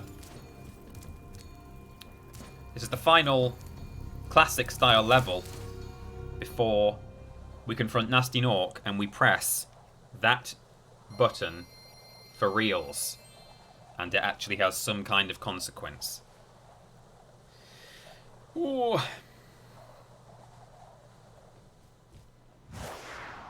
This is not an easy level. It's not really easy level at the best of times. When you can't even flame some of the tough enemies, it's a lot harder. I died a lot practicing this level. They've got guns now. They've also got grenades. Oh, jeez. Yeah, okay. 12 lives. That should be enough, fingers crossed. Oh, they're not grenades anymore. They're explosive barrels in this version of the game. Cartoon violence, it's fine.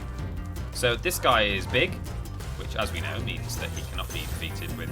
Oh, he's got... I forgot he had a machete as well. There we go. So that is that. Some gems down here. Don't forget about these.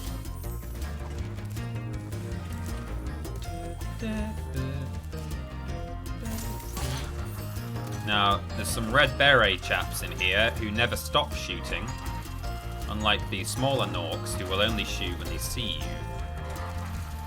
I mean, the good thing is that these guys are predictable. Well, it doesn't make them much easier to deal with.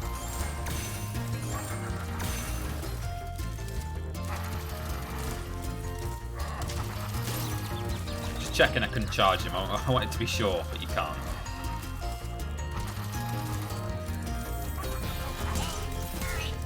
So this you can smash open in the normal way. What's the 2 or 3 games that you wish a lot more people played or at least knew about? Because so many of my favorite games nobody has played or even heard of. So just curious what yours or if you have any. Oh, hello. I thought that was a small guy. I wasn't paying attention. I died. Thank you very much, Big Titty Jesus, for the 100 blips there.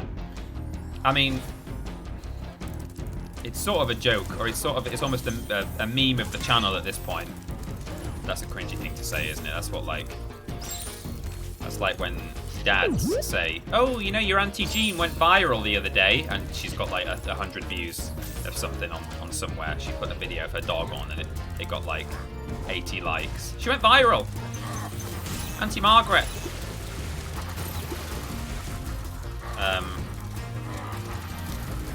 But yeah, no, it is, I mean, you know, whether or not it's a cringy thing to say, it's sort of an accurate thing to say that it's a meme here on TripleJump that, hey, The Unholy War is a great game. But it's also true. I love that game. I wish more people liked it and knew about it, partly because if it was a more well-known and critically and commercially successful game, maybe that would tempt people into making a remake of it.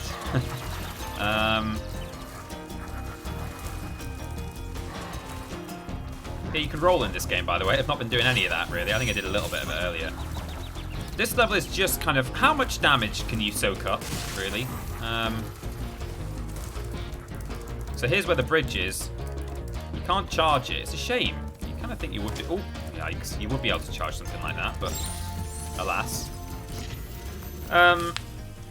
Unholy War... Be on the lookout for North Commandos, Spyro. They better be on the lookout for me. What else do I like?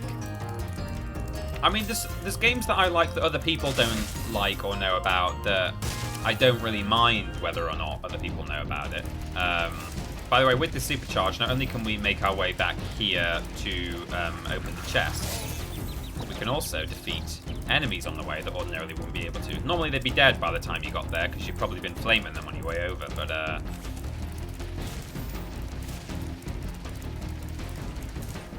oh no, I missed. But you know, we'll defeat a few of them just again to prove the point. I'm not going to go mad and try and get them all, but I like to at least demonstrate the strats. Even if, oh come on, I'm actually turning the corner too sharp. I was worried I wouldn't be able to get around that corner when I first did the practice of this.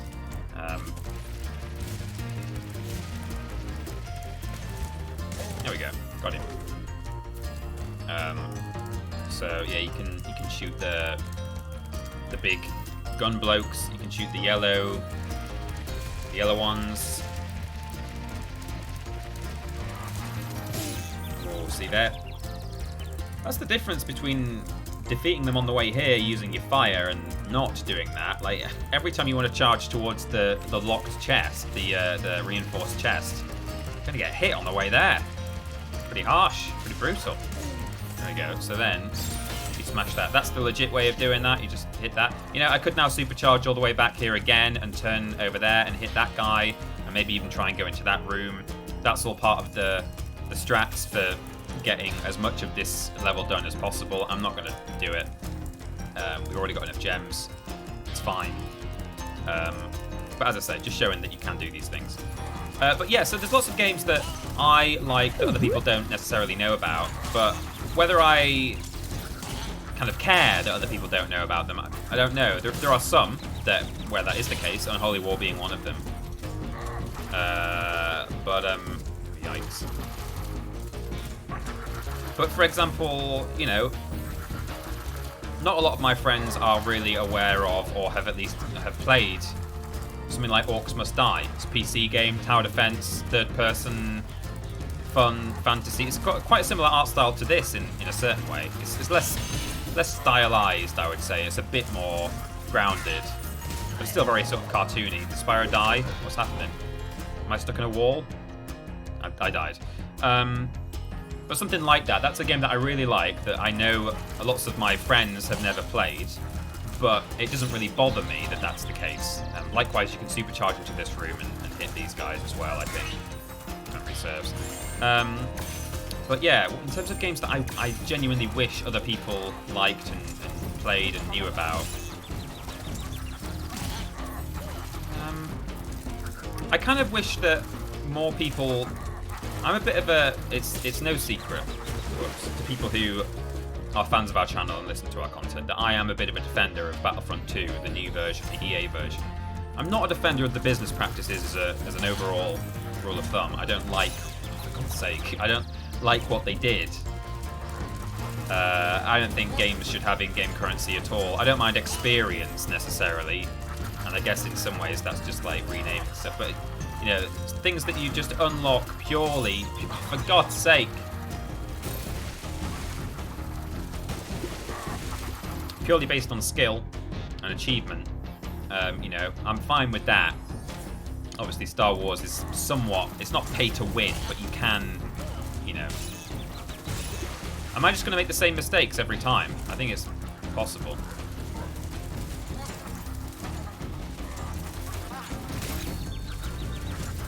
Come on now. Oh, man. How many lives have I got left?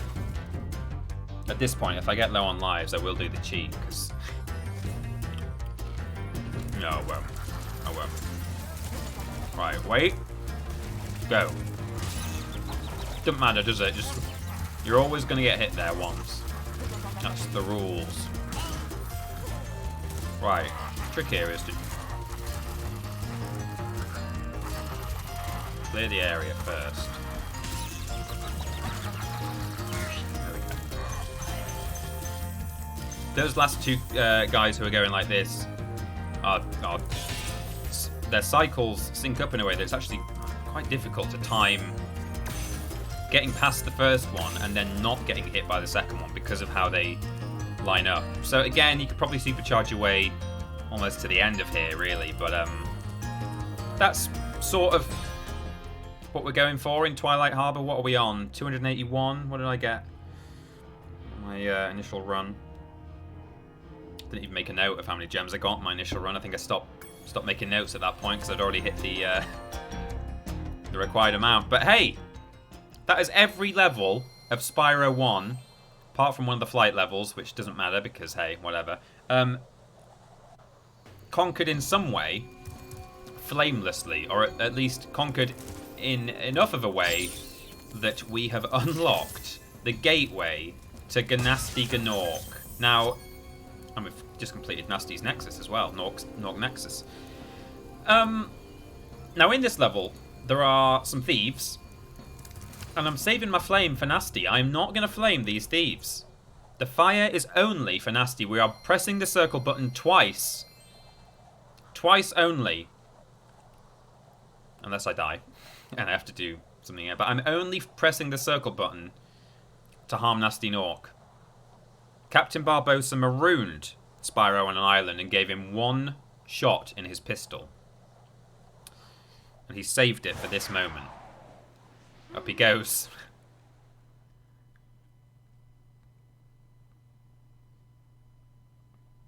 It's time. There he is. We're gonna flame you, buddy. Oh, hello. Smash that. What I might do, actually, once I've grabbed all the treasure and... Oh, I've lost sparks now. It's gonna be fun. Once I've grabbed all the treasure, I might deliberately die so that I get full health. Because what I don't want to do is flame Nasty once and then get hit by an errant fireball having done one flame, and then I'll have to restart and do it. That's like doing an extra flame sort of thing, because you have to flame him twice ultimately in this game. So in this level,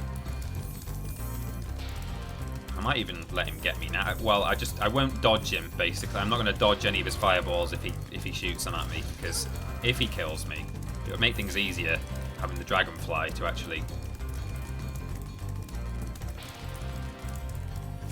I'm just gonna let him get me. I want to be able to grab these gems as I go, and I don't want to die after chasing the thieves down and then, finding that I don't have the keys anymore. I can't remember if you keep the keys on respawn or not.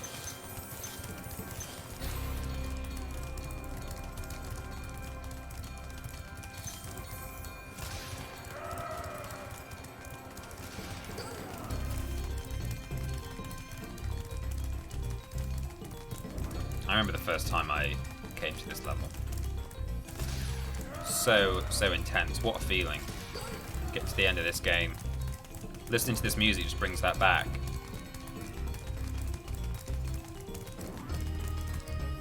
Oh, yes. That's key number 1. Open that door. Key number 2 is in there. What we'll do is quickly run through here, grab the treasure. Hey, we may as well try and 100% this level. Can't remember if there's any propeller chests in this level. I don't think there are. But, I guess we could flame the... Well, nah, we won't do. We're saving our flame for Nasty alone. And even if we, well... Yeah, so that's that done. I think. No. It's time, everyone.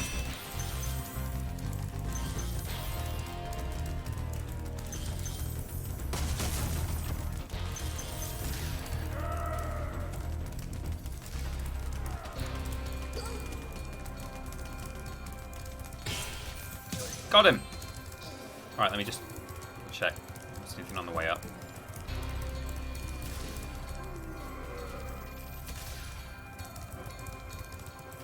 No prop chests. If you use 2 flames for Nasty, you can beat this level 100%, including the skill point.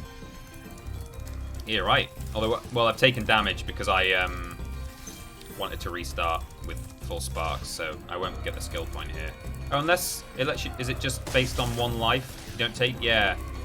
Yeah, maybe so.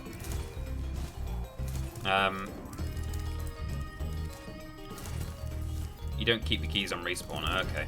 Right. So keys. Ready, everyone? Ready on some genuine, legit flames. Gonna chase them around once, do a lap. And I've got to be careful because if you have to try and keep up with him, and if you arrive too late, he will run, start running around again and doing another lap before you get a chance to flame him. And what I don't want to do is to hit the flame button and to miss, because that would suck. So I'm going to go around again here. Okay, I guess in this version of the game that's not the case. I think they made it more forgiving in because he was hanging around for ages there. So next time I'm just going to go for it. But yeah, in Spyro, in the original PS1 version, like if you get there, he'll start running before you even reach him if he's too quick for you. I think we're quick enough here. Flame number 1 incoming. Ready? Eyes open. It's gonna happen. That's a fire, everyone. He's now heading down there. We will make our way there shortly. Just gonna quickly grab a couple of chests that I missed along the way. Second flame of the day. No, it's not. It's actually the third flame of the day, but it's not.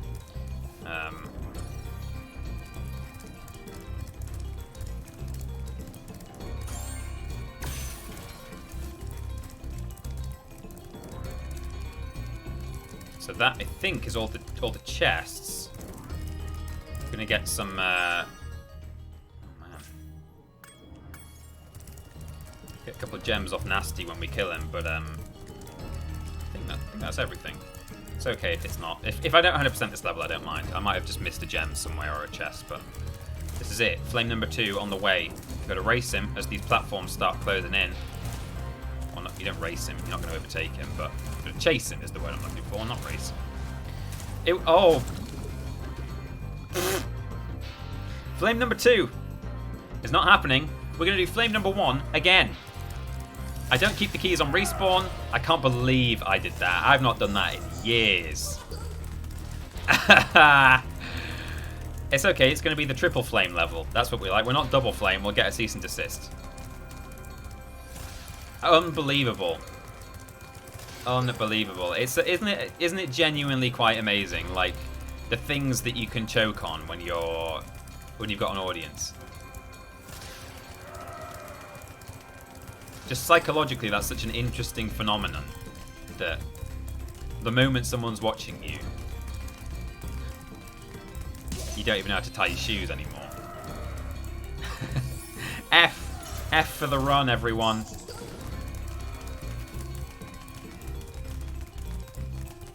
There we go. Well, that was a quick thief chase there. Whoops.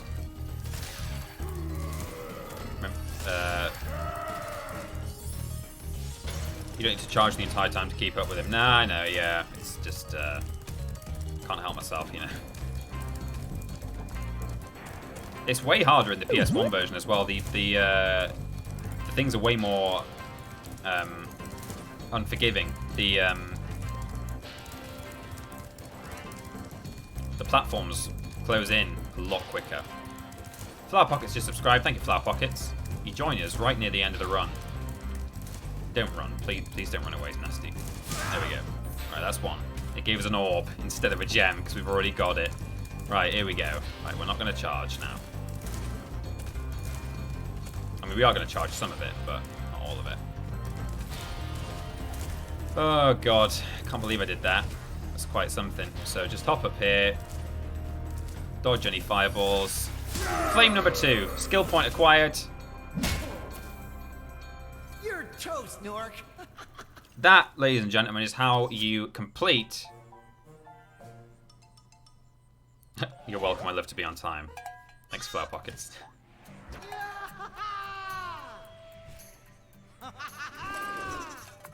Sorry I took so long. Almost forgot about you guys. What about Ganasty Ganork? Nasty Nork is toast. So now there's order again in the Dragon Kingdom? Well, mostly. I've still got some treasure to find. No. What will you do next? He flamed. I'd say the sky's the limit. We've not still got some treasure to pick up. It's not going to happen. I'm going to go to Haunted Towers and have 10 goes on the jump. That's it.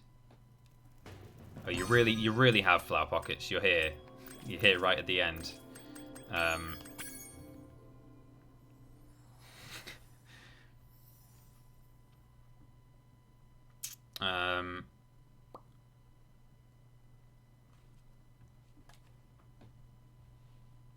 He learned how to flame. I guess now he's learned how to flame, I can just knock that door down, can't I? With a fairy keys. But we're not going to. That's the number of times I've done that jump now. It's just second nature to me. When I first started doing it, it was quite tricky, but 1, 10 attempts. That's all. Just gonna have a few more goes. 2, 3.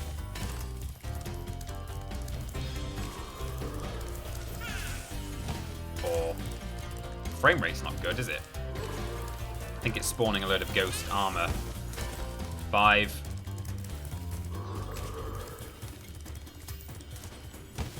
6.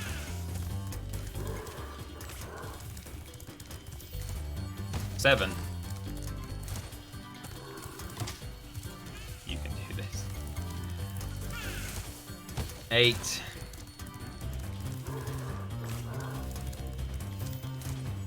9.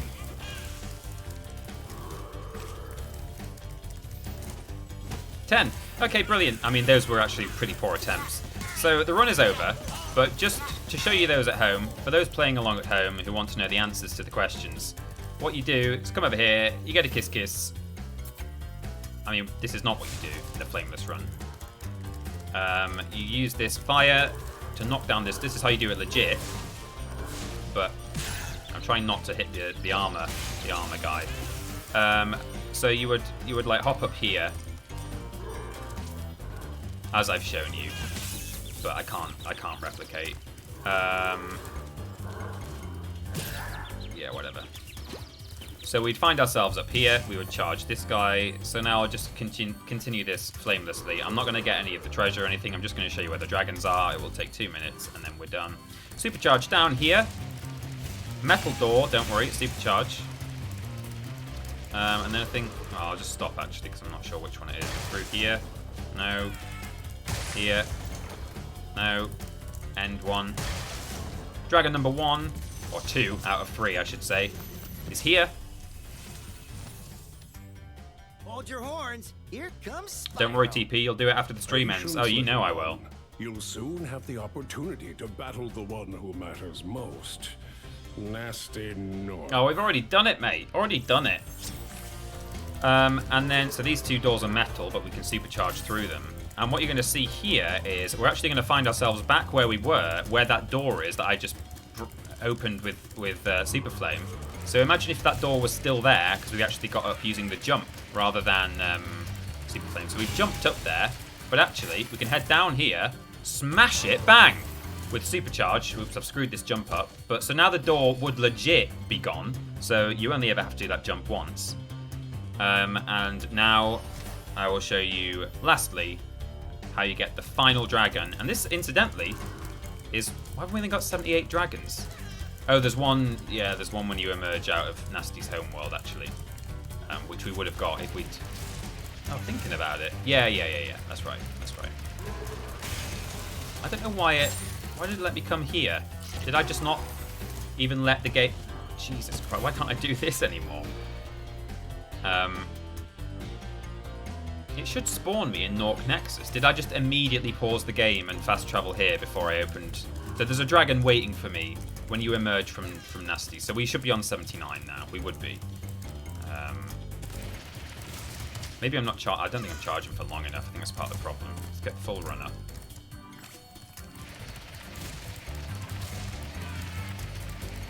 Oh, I've lost all the speed.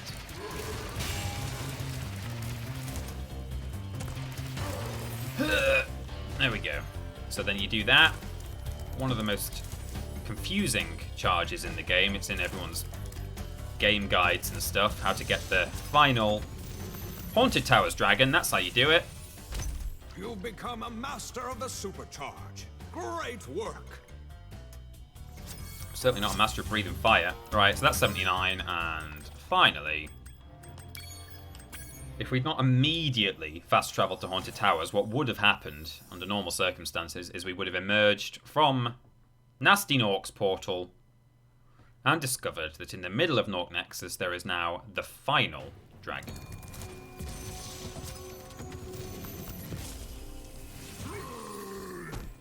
Nasty's ancient history now. So, what's in there? I believe this is Nasty's treasure hoard. But the gate will only open if you have found everything in the Dragon Kingdom. Come back when you have reached 100%. Which can't be done without breathing fire, because you've got to get all the gems, defeat all the enemies. But that, ladies and gentlemen, is how you at least defeat the final boss of Spyro the Dragon. You get to the confrontation of him without ever breathing fire, to defeat an enemy, to open a chest, to set off a contraption, to access an area. You get here, you jump in, give him the old 1-2, or in my case, the 1-2-3, because you fell down the hole. Congrats on the job, well done, TP. Great stream as always, have a great chrisms. And that's it, ladies and gentlemen. Thank you very much indeed for being with me for this slightly Christmassy, weird Spyro mixture of a stream. My lighting has really changed now, hasn't it? It's gone pitch black outside and I'm all under a nice amber light. But thank you one and all. It's been really fun. And hopefully you enjoyed the tricks and the silliness and the incessant attempts at hopping up that wall which I proved via captured footage is possible. TP, what games are you most looking forward to in the upcoming year? But they have to be games we know are coming out next year, so no Spider-Man or Death Stranding 2. Thank you first to Wheelie for 250 blips. Congrats on the job. Well done, TP. Great stream as always. Have a great Chrisms. Thank you very much. 100 blips from Big to Jesus. Man, the games I'm most looking forward to next year. Lego Star Wars, the Skywalker Saga. Really looking forward to that. What else is there that we know is coming out? Is Horizon confirmed for next year? I've not actually played the first one yet, but I know I will enjoy it, and therefore I'm really looking forward to the second one, or I will be when I've played the first one. What else is... What's, like, confirmed for 2021 games releases? So a quick scan. Oh, Hogwarts Legacy. I mean, you know, whatever you... I'm a bit... I think some people are a bit conflicted about that, about, you know, whether you're supporting certain statements that have been made, or whether I don't know. It's a confusing situation. This stream was amazing. But all of your streams this year were fun. Thank you for all of your hard work this year. I hope you have a wonderful Christmas and New Year. Thank you, Stephen, for the blips and the kind wishes. You too. Hope you have a good one too.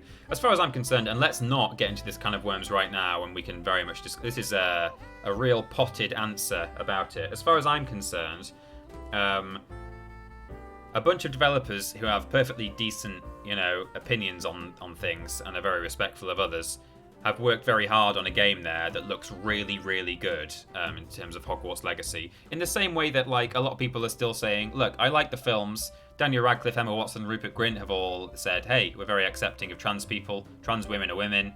I believe trans women are women too. Hogwarts Legacy looks like a good game, and a lot of people who aren't J.K. Rowling have worked really, really hard on that game and want it to be a success. And, you know, I don't know how I feel about it. So, you know, objectively, the game looks amazing, and, you know, we'll just have to see what the situation is near the time. Little Nightmares 2 as well is one that's one I'm looking forward to. I'm just, as I say, I'm just skimming through a list here of things that are confirmed. But yeah, there we go. So absolutely, we'll see. The devs already got paid, says Lucy B. Well, that's true. It's about whether the game is successful and supporting the industry, which is...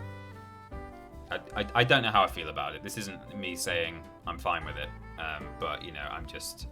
It's something that needs careful thought, and I think a lot of people are in a similar situation. So, but the bottom line is trans women are women, very much so. So let's not muddy any waters there with me having question marks over Hogwarts Legacy. Does that mean that I agree with statements that were made? No, it doesn't. Trans women are women. Anyway, that's a weird way to end the stream, but, you know, that was my answer to the question.